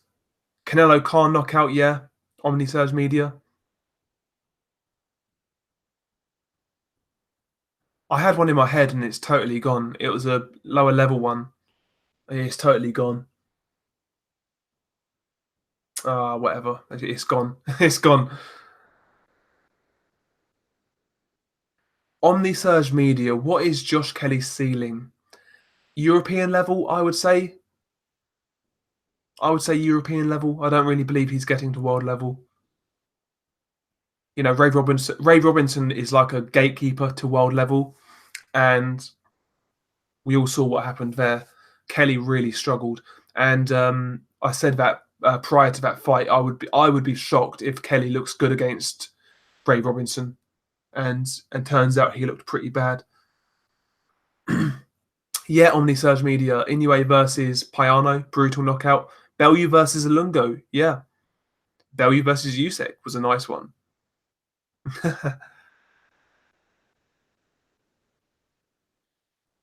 Yeah, my memory's terrible, man. I'm terrible on the spot with things. Do you know a knockout I really loved actually was it's an older one, but I loved Tommy Hearn's knockout against Roberto Duran. Literally like a when he connects with the right hand, it was like a baseball bat hitting a fucking ball. Like crazy noise on that shot, that right hand, crazy.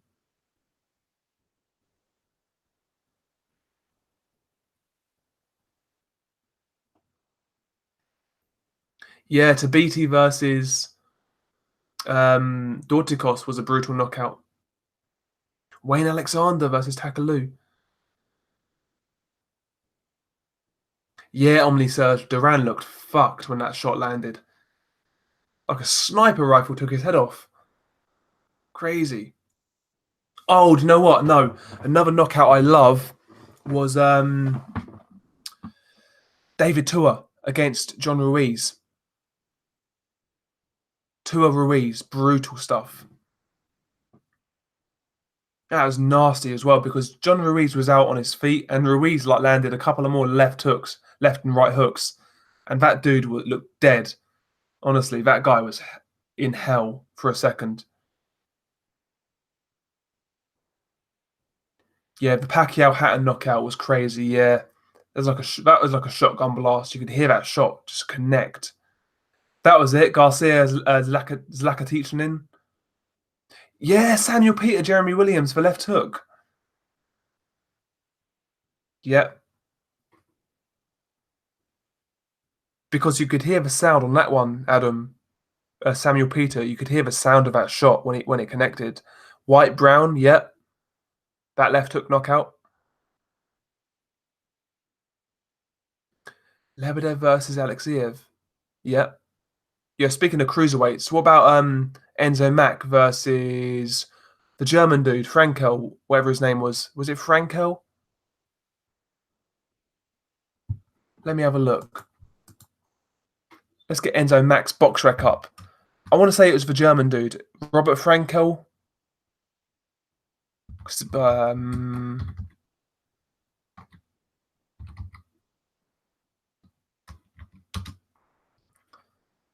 yeah, Robert Frankel, was it that dude? No, it wasn't him. Enzo Mack. I'm terrible with names, by the way, if you guys hadn't realised.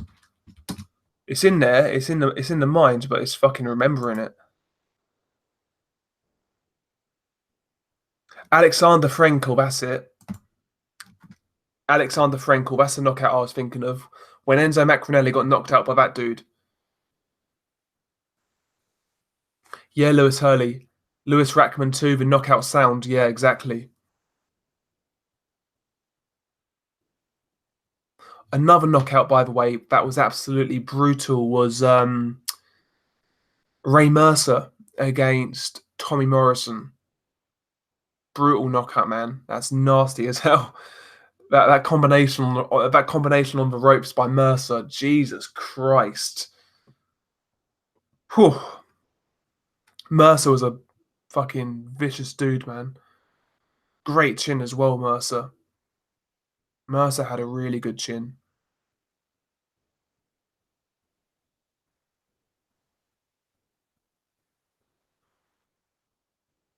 Witherspoon, Anders Eklund. Yeah, man.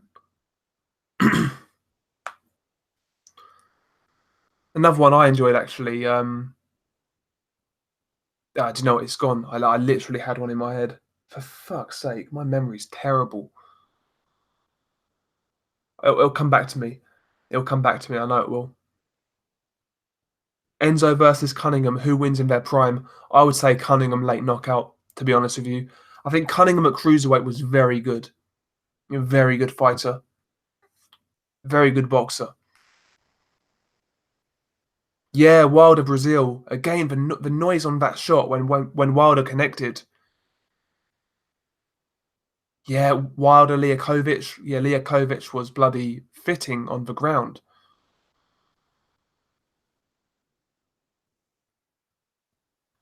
Nonito Donaire. That was the one I was thinking of. Donaire versus Darchinian. I really like that one. Beautiful, beautiful knockout. Yeah, Kari straight face. How you doing, man?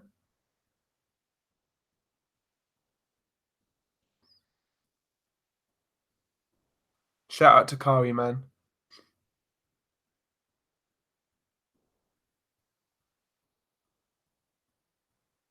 Finn Doward. Remember that the guy that hit Durrell just after the bell, and Durrell's cornerman hit his opposition. Yeah, that was bad. Yeah, that was Uskatigi. Gerard D. Marvelous Marvin Hagler versus Canelo at 160. I would take Hagler on points, especially in a 15 rounder. Like Hagler could go for days, man. That dude had a great gas tank, excellent gas tank, excellent chin, durable as they come. Could box on the back foot, could come fight coming forwards, had power. Hagler was to me he was like just a complete fighter. One of those rare fighters that could do everything to a good standard. He pretty much had everything. The only thing he didn't have actually was the like political power on his side. You know, that was with Sugar Ray Leonard, obviously back in the day, and Canelo obviously has that political power. So you know, maybe Hagler gets robbed, but I would take Hagler on points. Hagler on points for me. Just a great fighter, and I like him as a person as well. Very just no nonsense, I guess. No nonsense. I like him.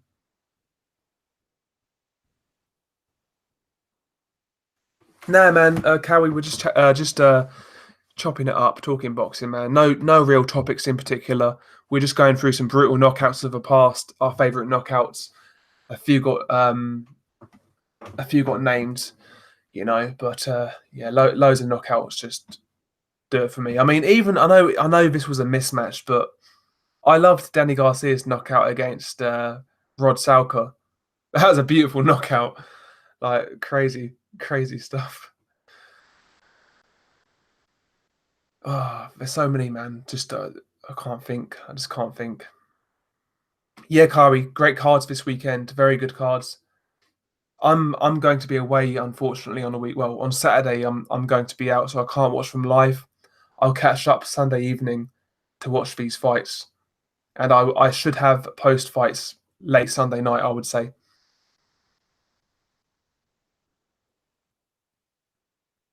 Omnisurge Media. Now, this is a great fight. Marvin Hagler versus Mike McCallum, prime for prime fantasy fight. Who wins? Jesus Christ. Mike McCallum was an outstanding technical boxer and obviously a great body puncher and very versatile himself.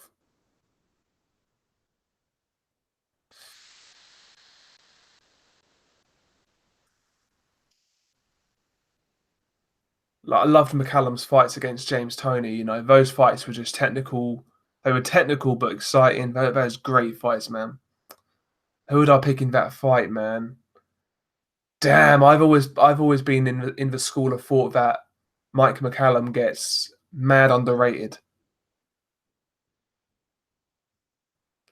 Yeah, I think whoever wins, it's going to be a damn close fight. Do you know what? I might take Hagler by the narrowest of points wins. Narrow points win for Hagler.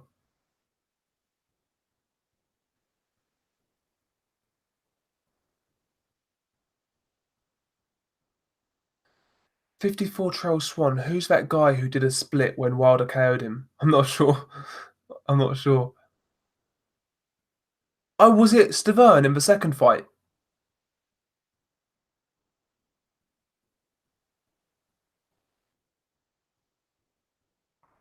54 Trail Swan. Roy Jones was the perfect fighter. Man, he was something else, Roy Jones.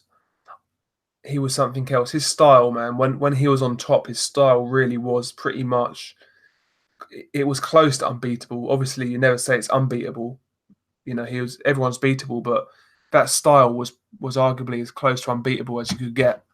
But when he started to slow down, when his reaction slowed down, you know, that's when it started to go south for Roy Jones. He never had that sort of technical boxing base to kind of fall back on, like a James Toney or like a Bernard Hopkins, you know, or even a Floyd, obviously. JRD, that Leonard fight still haunts me. Yeah, man. Lewis Hurley, he asks, did you think Hagler beat Leonard? Yeah, I had Hagler in that fight. I felt it was, I'll be honest, I don't think it was a robbery. I felt it was damn close. Hagler's mistake was the first 3 rounds in that fight. Don't know what he was playing at in the first 3 rounds. If he started a bit quicker, he would have won the fight. He would have won the fight. Yo, Copindo9, thank you very much for dropping that in the chat. I knew this fight was coming up, but I had no idea when it was. Jason Quigley versus Turiano Johnson on Facebook in a few hours. I actually like that fight. I don't really rate Quigley that highly, if I'm being completely honest, but he's okay. And Turiano Johnson, you know, at his best, was an entertaining fringe contender. If Johnson has anything left, I think he'll give Quigley a lot of problems. Good fight, though. Good fight. I like that fight.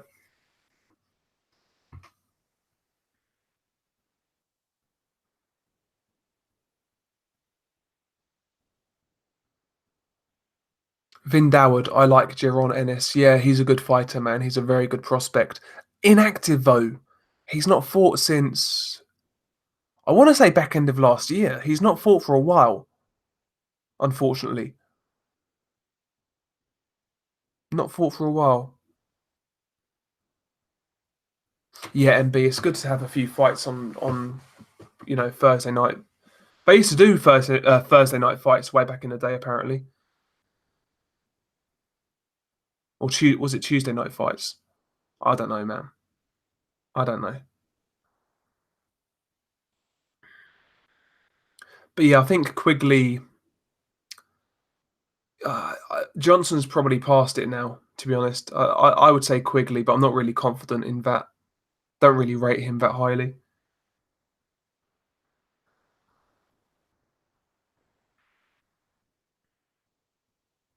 Yeah, 54 Trails one, that's how I feel.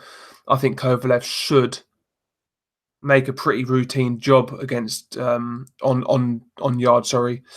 If he boxes the way he boxed against Alvarez, he should have it wrapped up. The thing is with Yard, he's got quick hands, he's explosive, but his feet are not quick. Kovalev's feet are quick. When he boxes, when he moves, you know, like against Alvarez, his feet are very quick. And I could see Kovalev just outboxing Yard and then maybe walking them onto big right hands and stopping in mid rounds. But as you mentioned, he's still got a puncher's chance. It's one of those fights where like you think you know what's going to happen, but there's enough intrigue there to keep you interested and to make you watch, you know? Okay, MB. Okay, you watched Turiano's last fight. He went life and death with a journeyman. Should have lost. Okay, there we go. Yeah, he took a beating as well against Derevinchenko. Got knocked out late in that fight.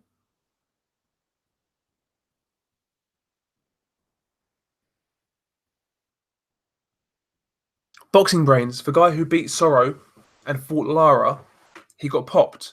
Oh, really? Castano. Interesting. I like Castano as well. Let's have a look. Ah, lads. Bad, bad, bad news. Murat Gassiev injures his shoulder. Not on the card next weekend. Not on the Ramirez Hooker card. Ah, fuck's sake, man.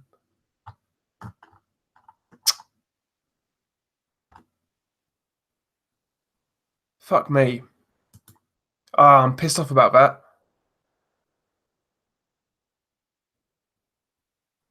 Damn. I was looking forward to seeing Gassiev at heavyweight. He was going to fight Joey DeWaco.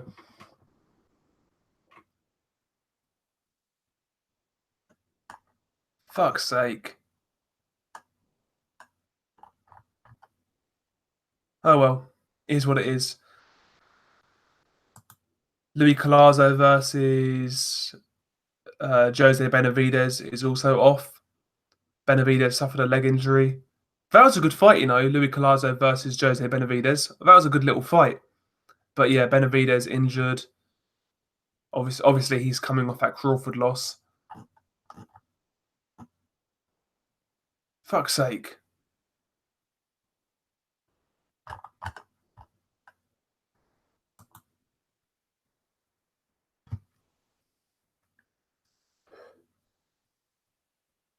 Boxing brains. Okay, no. I think Castano vacated because he didn't want to fight Sorrow again. Maybe something along those lines. 54 Trail Swan. When is Collazo going to retire? God knows. To be fair, though, he's still operating at a decent level. I saw him fight against Sammy Vargas. He looked fairly decent. Obviously past his best now, but like he's still got something there. I still believe he would give Josh Kelly fits, Louis Collazo.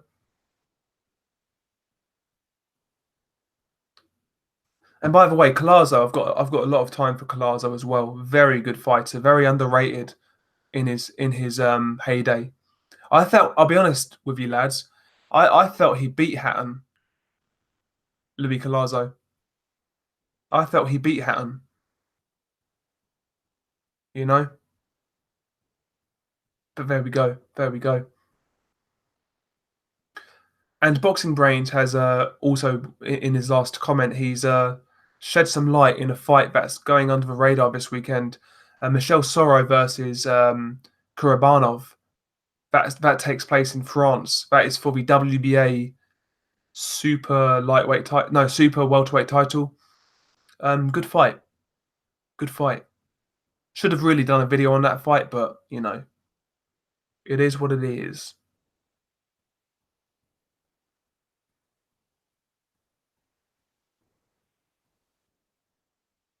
Dell, how did you rate Cotto's chin? I thought his chin was at 140. His chin was a bit dodge, to be quite honest. But I think that's mainly due to the weight cut. At 147 and above, I didn't think he had a bad chin, to be honest. Margarito was accumulation. Manny Pacquiao, accumulation. The guy wasn't really starched in any fights. I think Cotto's chin was good. And by the way, I really do miss Miguel Cotto. He was a very good fighter. I used to love watching Cotto fight.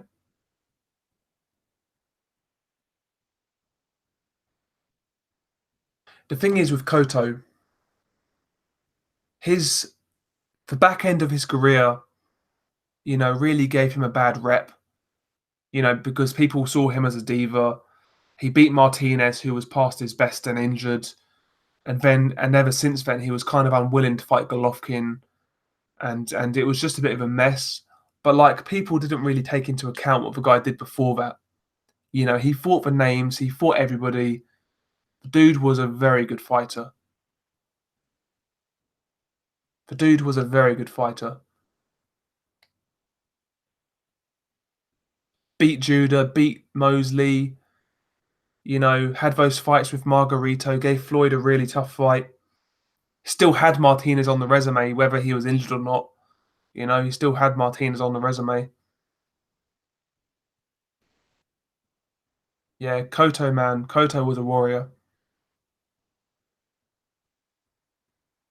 You are right, though, 54 Trail Swan. He got rocked by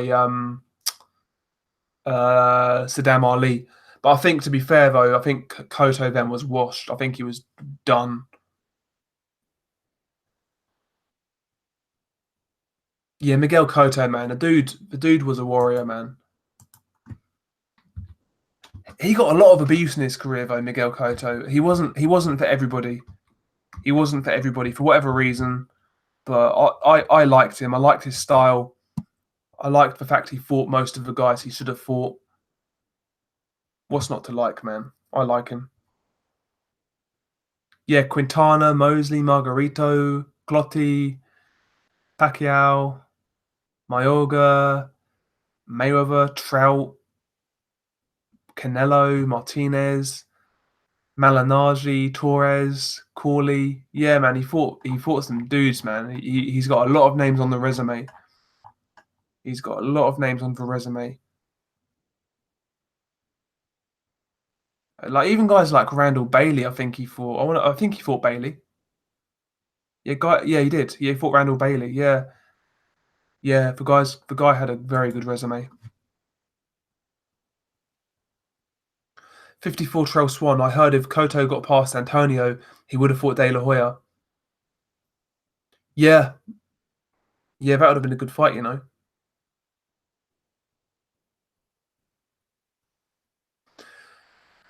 Margarito cheated. Yeah, a lot of people say that. You know, obviously there's the plaster of Paris incident. Now, I've read a few things online. Apparently, a lot of people are saying that wasn't as cut and dry as people made out. I've not really researched it in any real depth, to be honest with you. But you know, it is what it is. It is what it is. I honestly believe though, when Margarito beat Cotto, he could have been cheating, right? He could have been cheating, but then I do believe he would have still gave Cotto hell. To be honest with you, even in the rematch, Cotto won by doctor stoppage. But look at the last couple of rounds in that fight. It wasn't similar to the first fight, but Cotto was kind of showing a few signs of distress. Margarito was getting closer. He was landing more shots. He was starting to get into that fight before it got stopped in that second fight. To be honest, I do believe Margarito was a bad style clash for Cotto. But there we go. That's my opinion. It is what it is. Could have been cheating his whole career for all I know. Cotto versus De La Hoya, prime for prime. Who have you got at 147? De La Hoya. Too big, too powerful, too strong. I would take De La Hoya.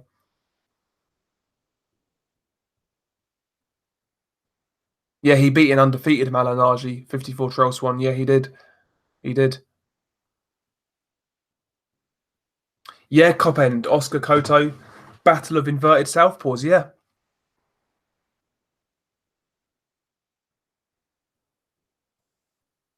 Carson Jones versus Jesus Soto Callas. Was that fight got made?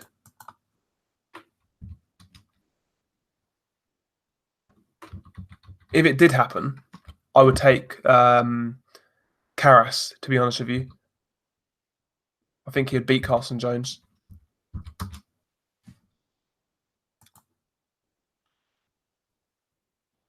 Yeah, I would take Jesus Soto Karras in that fight. Carson Jones was a good he was good at what he did, but like for me, Karras had a bit more success at world level. You know, like he beat Berto, I guess. Gave Furman a decent fight. He beat Ideen as well, I think. Yeah, he beat Ideen. Yeah, man. I would take I would take Karras in that one. Do you know? No, I kid you not. Karras fought Carson Jones.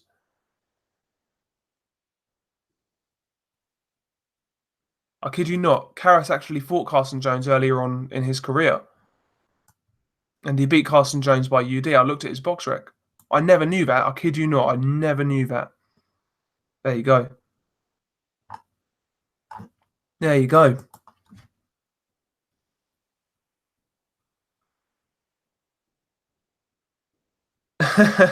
Boxing brains. My news is 99% fiction. Take it with a pinch of salt. I'll bear that in mind. I'll bear that in mind. Yeah, yeah, Cop and I agree. In Hatton's comeback, really, he should have had a proper tune-up or two. Yeah, exactly. Yeah, I remember that comeback. That wasn't on like Sky. That was on, was it Prime Time? Something like that. Do you remember Prime Time in the UK? I'm sure it was on Prime Time. Jesus Christ, that's a long time ago though. Was that 2012? Jesus Christ. Time flies, man. Time flies.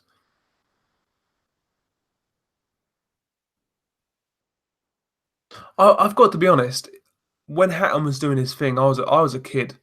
Like when Hatton fought Floyd, I was what 13 years old. Yeah, I was 13. I want to say. And back then, I was never really a big Hatton fan. I was more. No, no, I did like Hatton. I did like Hatton.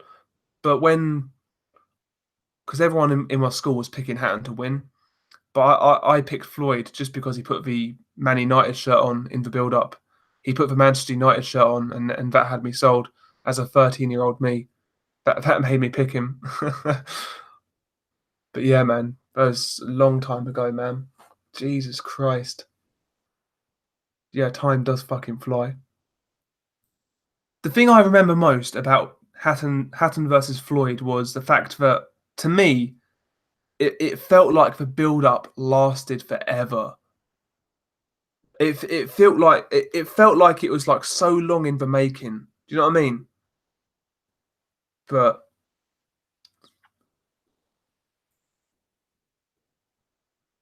oh, you bet on Hatton to win, Chris Hughes. Damn. Yeah, 54 Trail Swan. Hatton versus Bradley would have been a great fight. Very good fight. Hatton versus Koto at 140 would have been a good fight. Yeah, Omni Surge Media. The check left hook into the turnbuckle has a beautiful knockout.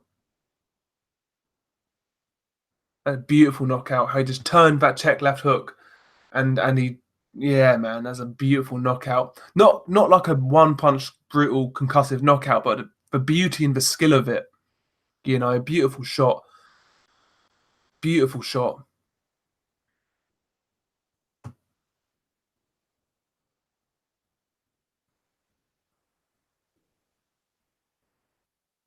54 Trail Swan, that's a hell of a fight. Nassim Hamed versus Pacquiao at super bantamweight. I think Hamed could knock out Pacquiao if he came running in. It's a great fight. It's a very good fight.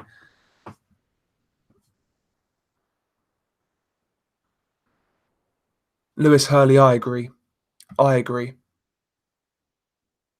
I liked Hatton, but I'd pick most great 147 fighters of the past 10 to 15 years to beat him. Yep. Can't say I disagree with you. I mean, Hatton never really did much at 147, in all honesty. Never really did that much at 147. I mean, like I said, I felt Collazo beat him. I've got to be honest. I felt Collazo beat Hatton.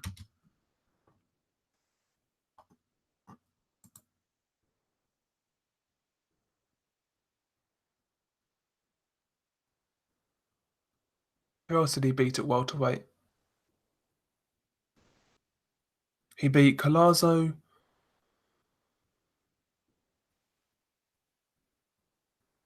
Yeah, just Collazo, really.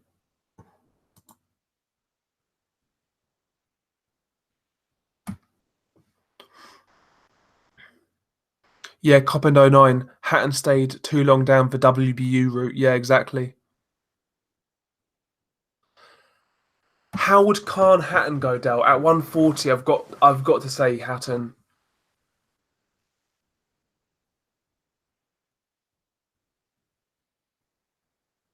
At 140, I would say Hatton. I think he would maul Khan.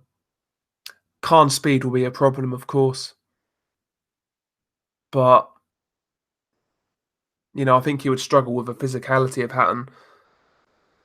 Having said that, he coped with it against Maidana, but I just believe Hatton at 140 was a bit more. He was more polished than what Maidana was. Maidana wasn't really the fighter he became until he went to Robert Garcia. That's when Maidana was at his best. I think Hatton was better at 140 than Maidana was at that point, if that makes sense. Yeah, I would take Hatton by knockout in that fight. I would take Hatton to knock out Khan. Like I said earlier, the one I would have loved to have seen, Hatton versus Koto 140. Very good fight.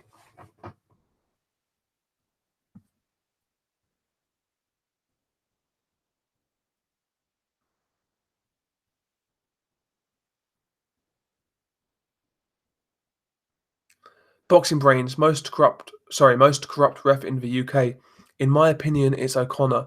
I've never noticed when the away fighter gets knocked down, he doesn't even check the gloves. Yeah. Do you remember when Terry O'Connor, in the Cleverly Kovalev fight, Kovalev hurt Cleverly and Cleverly was fucked. At the end of the round, Terry O'Connor literally carried this man to his corner. Embarrassing. Embarrassing. Yeah, Terry O'Connor was a heavyweight boxing brains. He was I think I'm not sure whether he was an area champion, but I'm pretty sure he fought for an area belt. I want to check it now. Let's box rack it. Let's box rack Terry O'Connor. Let's have a look. I'm sure he fought for an area belt, like a Midlands area belt or something stupid like that.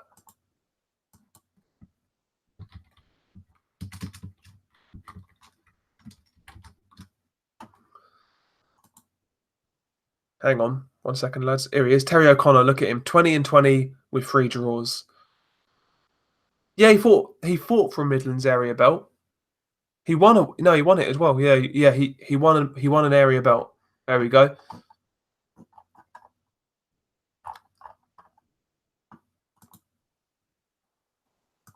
So yeah, area champion.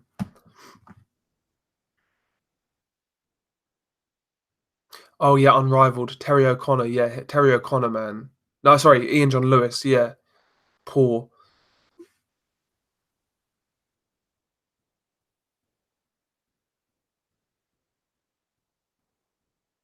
Yeah, 54 Trail Swan. I agree. I would take Koto to beat Hatton at 140. I know Koto was a bit more chinny at 140 than he was in other weight classes, but I think he would get to Hatton. The thing is with Hatton, he was very physical. He was rough and ready. Koto could also get rough and ready. You know, he could drop a head in. He could elbow. He could shoulder. You know, he was dirty at times. Koto, low blows, bruv. Hatton, I'm telling you, like he ain't gonna wilt like Costa Zoo. Like Costa Zoo has passed it, of course, but like Koto would meet fire with fire. Prime Koto, yeah, that's a great fight, though. It's a great fight.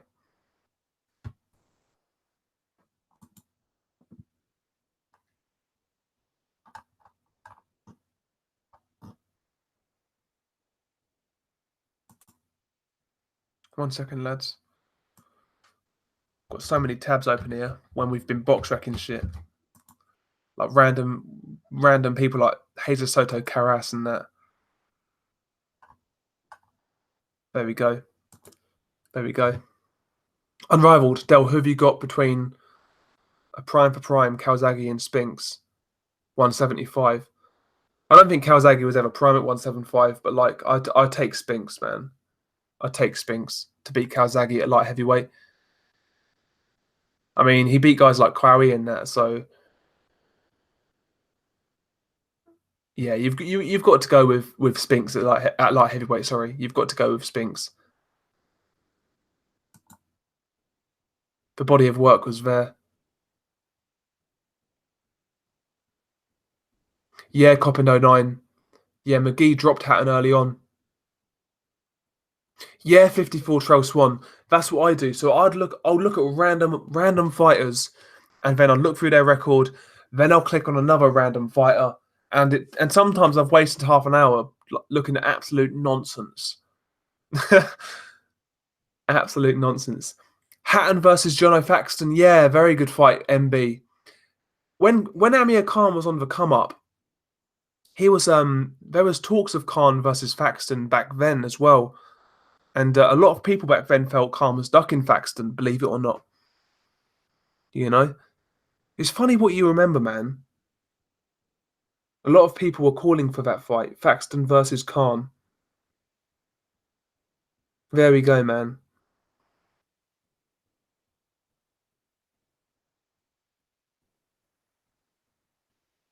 Yeah, unrivaled boxing talking news. Cotto didn't lose until 147.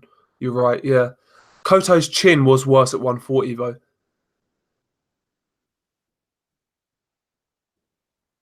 Yeah, Chris Hughes, Faxton, yeah. Yeah, Faxton, he was a decent domestic fighter. Nah, MB Khan, he never fought for. Did he fight for the British? I don't think he did. He fought some good domestic competition like Willie Lamond, Michael Gomez. You know, he fought some decent guys at that level, but he never. I'm sure he didn't fight for the British title. Commonwealth, that was it. He fought for the Commonwealth title. Yeah, man. The Willie Lamond fight, man. That was a long count. If you go back and watch that fight, that was a long count. The Michael Gomez fight was a good fight. You know, Michael Gomez was always good value for money. That was a good fight. Graham Earl, man, Graham Earl. He's from my neck of the woods. He got knocked out in a round by Amir Khan. The Earl of Luton, they called Graham Earl. And funnily enough, Graham Earl, I know, well, I don't know this guy, but I've kind of met him a few times because he had a gym in a place called Hitchin, and the dude got banged up for I think was it trafficking, something like that. But yeah, man, Graham Earl, he's banged up right now. There you go. Yeah, I'll tell you what, Amir Khan's career on the come up was very entertaining. To be fair, the Lemond fight, the Gomez fight, he got dropped in a few other fights as well.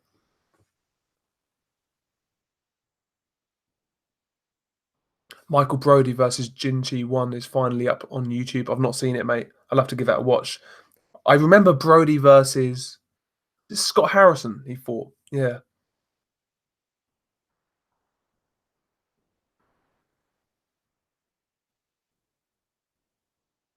MB. Do you think if they did the Bradis Prescott rematch, it would sell?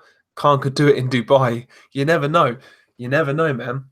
I would watch it. I would watch it. I can't lie. I would watch it. I mean, I watched fucking Khan versus Billy Dibb, so I can't really say I'm not going to watch it. You know what I mean? I'll watch anything if I ain't got anything better to do. I'm a bloody degenerate, to be quite honest. Give me a bit of boxing, chances are I'll watch it.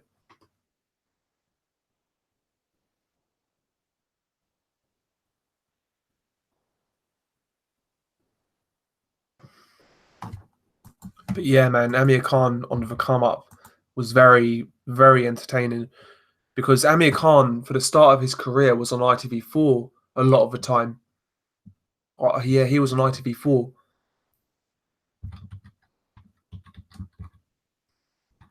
Some great nights, man. I remember just growing up, you know, as a kid, watching some of those fights. And for most people, you know, those fights don't really mean much. But like, I fucking, I really remember those fights with fond memories. To be honest,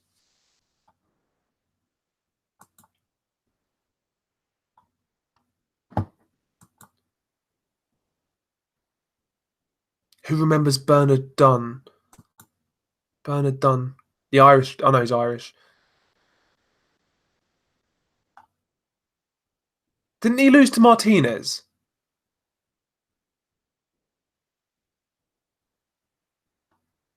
Yeah, because wasn't I think Kiko Martinez? He's the first guy he like really beat of any note.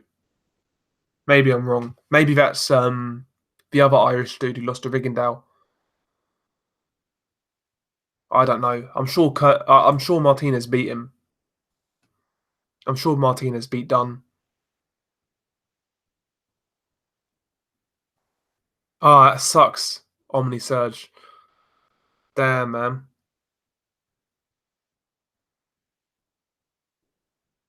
Oh, okay, Kiko beat him. Yeah, I was getting confused whether it was Bernard Dunn or the dude Rigondeaux knocked out. I forgot his name. I forgot his name. Who's the Irish dude Rigondeaux knocked out? Fuck's sake. I'm going to try and find this now. It's winding me up. Willie Casey, that's it. Willie Casey. Willie Casey. Yeah, yeah, yeah. That's who I was getting confused with.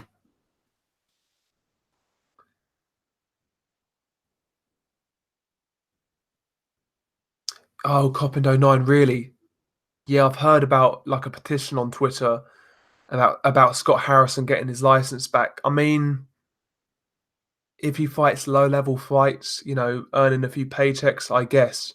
But like, he's an old man now, you know, and he's had his problems. It's a weird one, man. It's a weird one because what else is the guy going to do? You know? Yeah, man. It's a tough one. It's a tough one.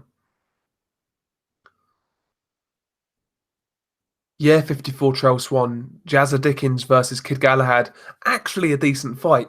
That was on the same night as Canelo versus Mayweather. Good fight. Yeah, Cordoba gave Rigondeaux a tough fight. He did, yeah. Because in that fight, I think it was a split decision for Rigondeaux. It was a close fight. I think Rigondeaux definitely won, but he had some problems in that fight. He actually sat in the pocket in that fight, Rigondeaux, in the first half anyway. But after that, man, in the second half, he got on his bike. But yeah, man, bruv, it's funny what you remember, innit? You remember some off-key fights nobody gives a fuck about, but you forget things that are actually like relevant. It's weird, man. It's weird. But I remember like fucking. I forget. Sorry, fights that happened 2 weeks ago, let alone 5, 6, 7, 8 years ago. Like it's weird. It's weird, man. Like you like yeah, man. It's just weird.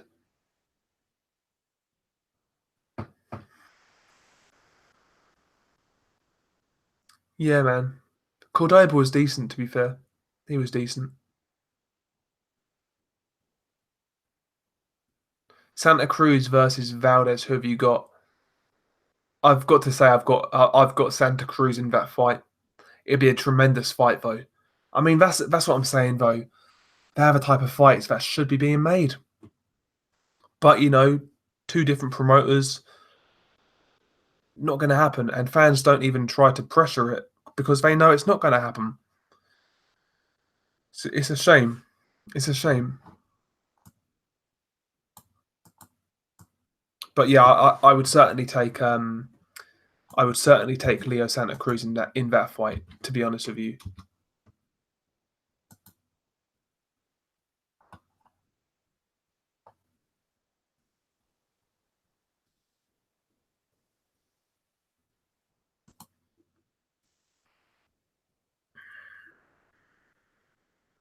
Oh, I need to get rid of these tabs. Sorry, 1 second, lads. There's so much shit open. Dell, do you remember Prakorb Odomna? Didn't he fight Dunn? I'm sure he fought Dunn.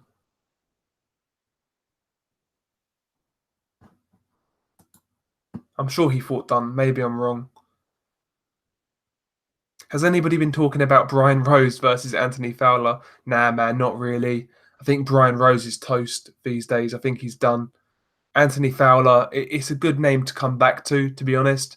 He'll go a few rounds and he'll get a semi recognizable name on for resume. Makes sense. Makes sense. 54 Trail Swan, what do you make of Billy Dibb's career? I mean, he was an okay featherweight. He was okay. But like I always felt he was a very weak champion, to be honest with you. And of course, then he met Evgeny Gradovich, and he had 2 fights with Gradovich, got stomped in both fights, and Yeah, for me, he was okay, but like he did very well to ever really get a title. To be honest, I think he did well to get a title. Not a bad fighter though. Not a bad fighter.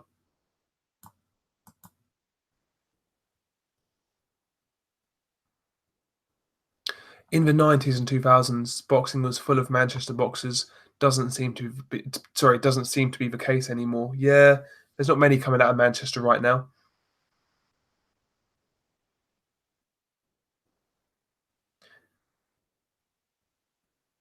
Omni Surge Media, I thought it was Fitzgerald versus Rose. Yeah, no, it was. And then Fitzgerald pulled out with an injury. I think he damaged his foot or something. And yeah, then Fowler got drafted in as the replacement. How the mighty have fallen, you know? Anthony Fowler giving it large, trash talking Fitzgerald, and now he's a replacement. There we go.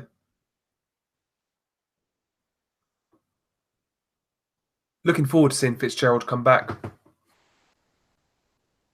Looking forward to it.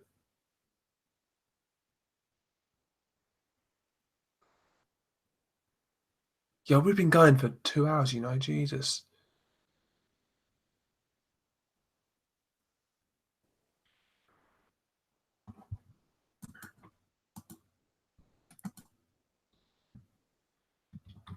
One second, lads.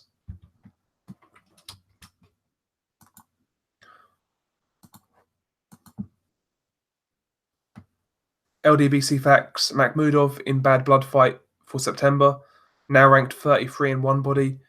Yeah, he's starting to climb up the rankings. He's fighting. Yeah, he's fighting a guy called Kalonga in September. Kalonga is 9-0, and he's from Congo, Democratic Republic of Congo. I can't confess to have seen Kalonga fight before, but he's got an okay. He's got a good record. Whether he's any good or not, who knows? I'll have to check him out. He's 35 years old, 9-0. He beat Osborne Mashimana, who I do know, because Mashimana fought. He fought Otto Warlin, and he fought the Chinese dude. But yeah, I mean his resume is not great. Makhmudov should win. 54 Trail Swan. What do you think of Birchelt versus Tank? I think that's the toughest fight for Tank at super featherweight. To be honest with you, I think that's the riskiest fight at super featherweight. But I still believe it's a fight Tank could win. He's very explosive. It's not like Birchelt is hard to hit, you know. But you know, Birchelt's going to throw back. He's a big lump as well with power. It's a very good fight. It wouldn't be a dull fight, but I would favour Tank, believe it or not. I would take Tank. I would take Tank over any super featherweight. That's why I get frustrated with Tank.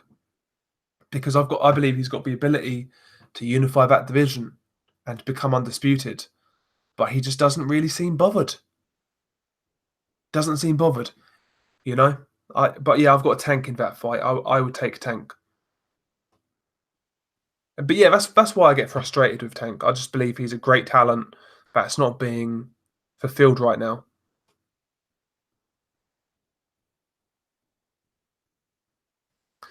Copendo9. Sanchez was saying he expected Gassiev to weigh around 225. Surely that's too much and will slow him down. I think that's what he really walks around at, though, like 225-ish. And the thing with Gassiev, I heard that Ariola said that Gassiev was the hardest hitting guy he's ever fought, and he only sparred Gassiev. And that was after he fought Wilder. That's after he fought Stavern, after he fought Klitschko. And he said Gassiev was the hardest hitting guy he's fought. Maybe that was when Gassiev wasn't, depleted because of a weight cut. Maybe Gassiev at his walk around weight is a lot more powerful. He's a lot more strong. Maybe it might be good for him. You know. Maybe it could be good for him, heavyweight. I really expect Gassiev to surprise people at heavyweight. I don't know why, but I do. I don't think he's going to be bad at all.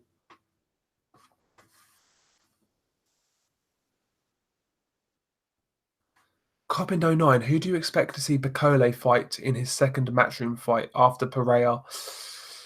I would like it to be the Dave Allen David Price winner, but looks like the winner. Well, it looks like if Allen wins that fight, he's fighting Povetkin apparently. If David Price beats Dave Allen, why not David Price versus Bacole? Why not? Why not? Yeah, Sean Newton, I agree, man. I hope Dorticos and Briadis move to heavyweight after the World Boxing Super Series. Yeah, I think Briadis again. I know he's smaller, but listen, the guy, he's a very good boxer, and he's proved at heavyweight he can knock dudes out. He knocked out Manuel Charr stone dead on the back foot with an uppercut. You know, these guys. I mean, I, I think these guys can have success at heavyweight. Michael Hunter's proven it. Michael Hunter's doing his thing. Yeah, man, it's these guys can make the division a lot more interesting. These cruiserweights going up. Dorticos, I really like Dorticos, but stylistically, I think he could have a bit of a hard time. But you never know. You know, he's a big dude himself. He's a big dude.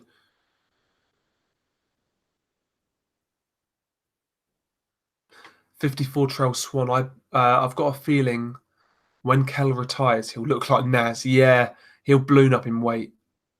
He'll balloon up in weight.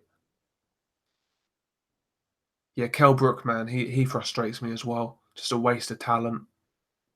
Big waste of talent. Hate, yeah, it's the worst thing about boxing when you see guys like that. Just don't fulfill their potential. But you know that happens in every sport, I guess. You know, football or soccer, as you guys call it over there. Every sport, you know, you get these cases of like just unfulfilled talent where they promise so much but really didn't deliver what you expected. Like in soccer or I'm going to call it football. Fuck it. In football, so I'm a United fan, and we had a kid called Ravel Morrison who looked absolutely immense coming through the ranks. You know, he was touted for big things. He was actually seen as a better prospect than Paul Pogba, and but Ravel Morrison really didn't develop. You know, attitude problems, wasn't really dedicated, and his career went nowhere. You know, his career went nowhere.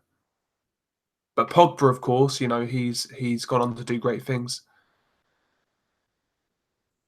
Sean Newton, yeah, you're Liverpool. You're Liverpool. Yeah, Brewster looks a good prospect. To be fair, he looks a good prospect. He was part of the under 17s World Cup winning team. Yeah, he's a good player, man. Liverpool got some good. They've always had good youth for the most part.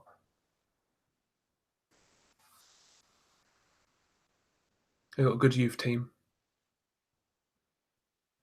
I still think like next season though, it's going to be between you guys and City again for the league. Can't see anybody else challenging. Tottenham, you know, they'll be third, and United, Chelsea, and Arsenal are so far behind right now. It's unreal. Tottenham are the closest. Tottenham are kind of close, but that's still a little way back. I think Liverpool and City are so far ahead.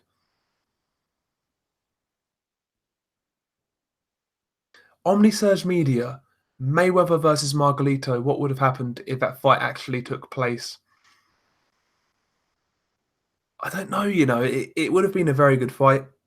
You know, stylistically, Margarito brought something different back then. Very high output, very high octane body work, the size. I think he would have gave Floyd problems, to be honest with you. You know, we saw Maidana's pressure kind of give Floyd problems. I know Maidana's very unorthodox, but like Margarito was a bit unorthodox coming forwards, you know. He threw a lot of arm punches. He really got on top of you. I think it would have been a tough fight for Floyd, but he would have eked out a UD. I think he would have won by decision. Good fight though. Shame we never got it. Shame we never got it, man. But you can't fight everybody, I guess. There's always going to be names. Like we could go through every single fighter, and I'm not a big Floyd fan, but we could go through every fighter and we could find a name that's not there. To be honest, but there we go. It is what it is.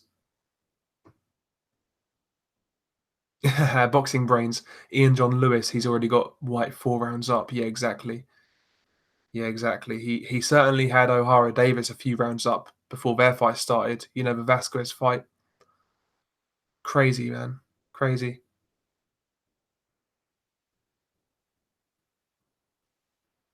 Don Hearn, thank you for the plug. Uh, Boxing on Golden Boy's Facebook channel right now. Yeah, free. Main event is uh, Turiano Johnson and Jason Quigley. Good fight. Good little fight. Should be fun. Should be a fun fight. If Johnson has any, like I said earlier, if Johnson has anything left, I think he'll give Quigley some real problems. But it's whether Johnson does have anything left.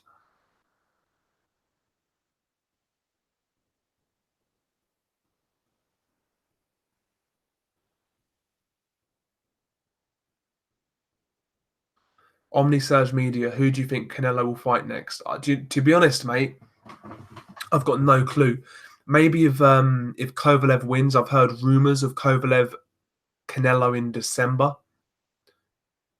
But that again, you wouldn't want to bank on that because worst thing that happens, Kovalev loses, that goes out the window. Kovalev wins and picks up a cut or a bad injury again off a table. They need a good backup plan in case Kovalev isn't ready in time or he gets beat. They need a backup plan. But I would say Kovalev if it all works out. I would say Kovalev. Failing that, I mean, there's other guys out there. Edwards. Sorry, what am I saying? I looked at Boxing Brains chat. I mean, Andrade. That could be an option. There's always that third Golovkin fight. That's always going to be there. He can afford to make Golovkin wait, ultimately. Let's be honest about it. Callum Smith. There's a few fights out there.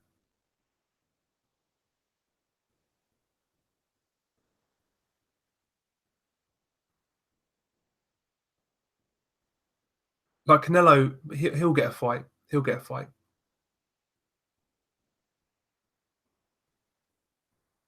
They was talking about Munguia, but I think what you'll see is Munguia is going to fight Golovkin in September. That's what's going to happen, in my opinion. I think Golovkin's going to fight Munguia. I don't really like that fight, in all honesty. I don't think Munguia's ready. I don't think Munguia belongs in that type of fight yet, jumping up in weight. But there we go. People will definitely make excuses for that fight, but for me, that's not the fight I want to see Golovkin in for a start. But there we go. It is what it is. Middleweight right now is kind of I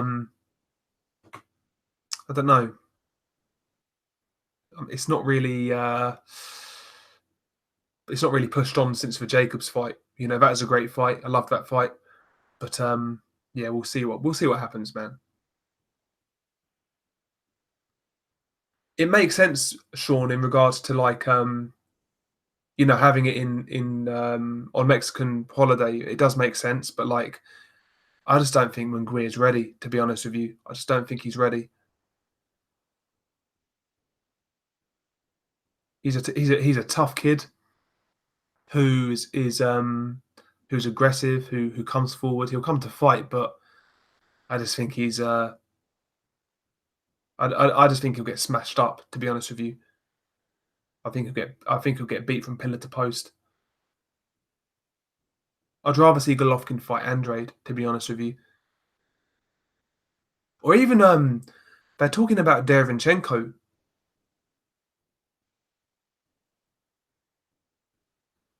Derevyanchenko versus Golovkin for the vacant IBF.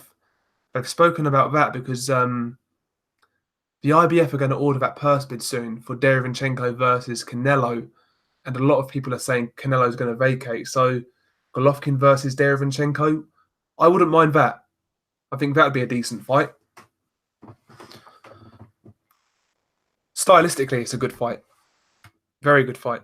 And Derevyanchenko gave Jacobs real problems. Again, similar to the Selecki fight with Jacobs, for me, the knockdown was the only thing separating those guys.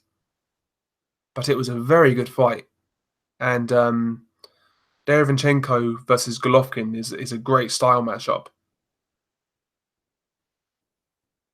Very good fight. Very good fight.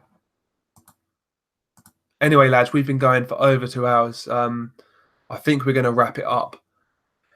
Thank you guys for all turning out and showing your support. I really do appreciate it. I think with the next live stream, I would say potentially Sunday, more than likely Monday.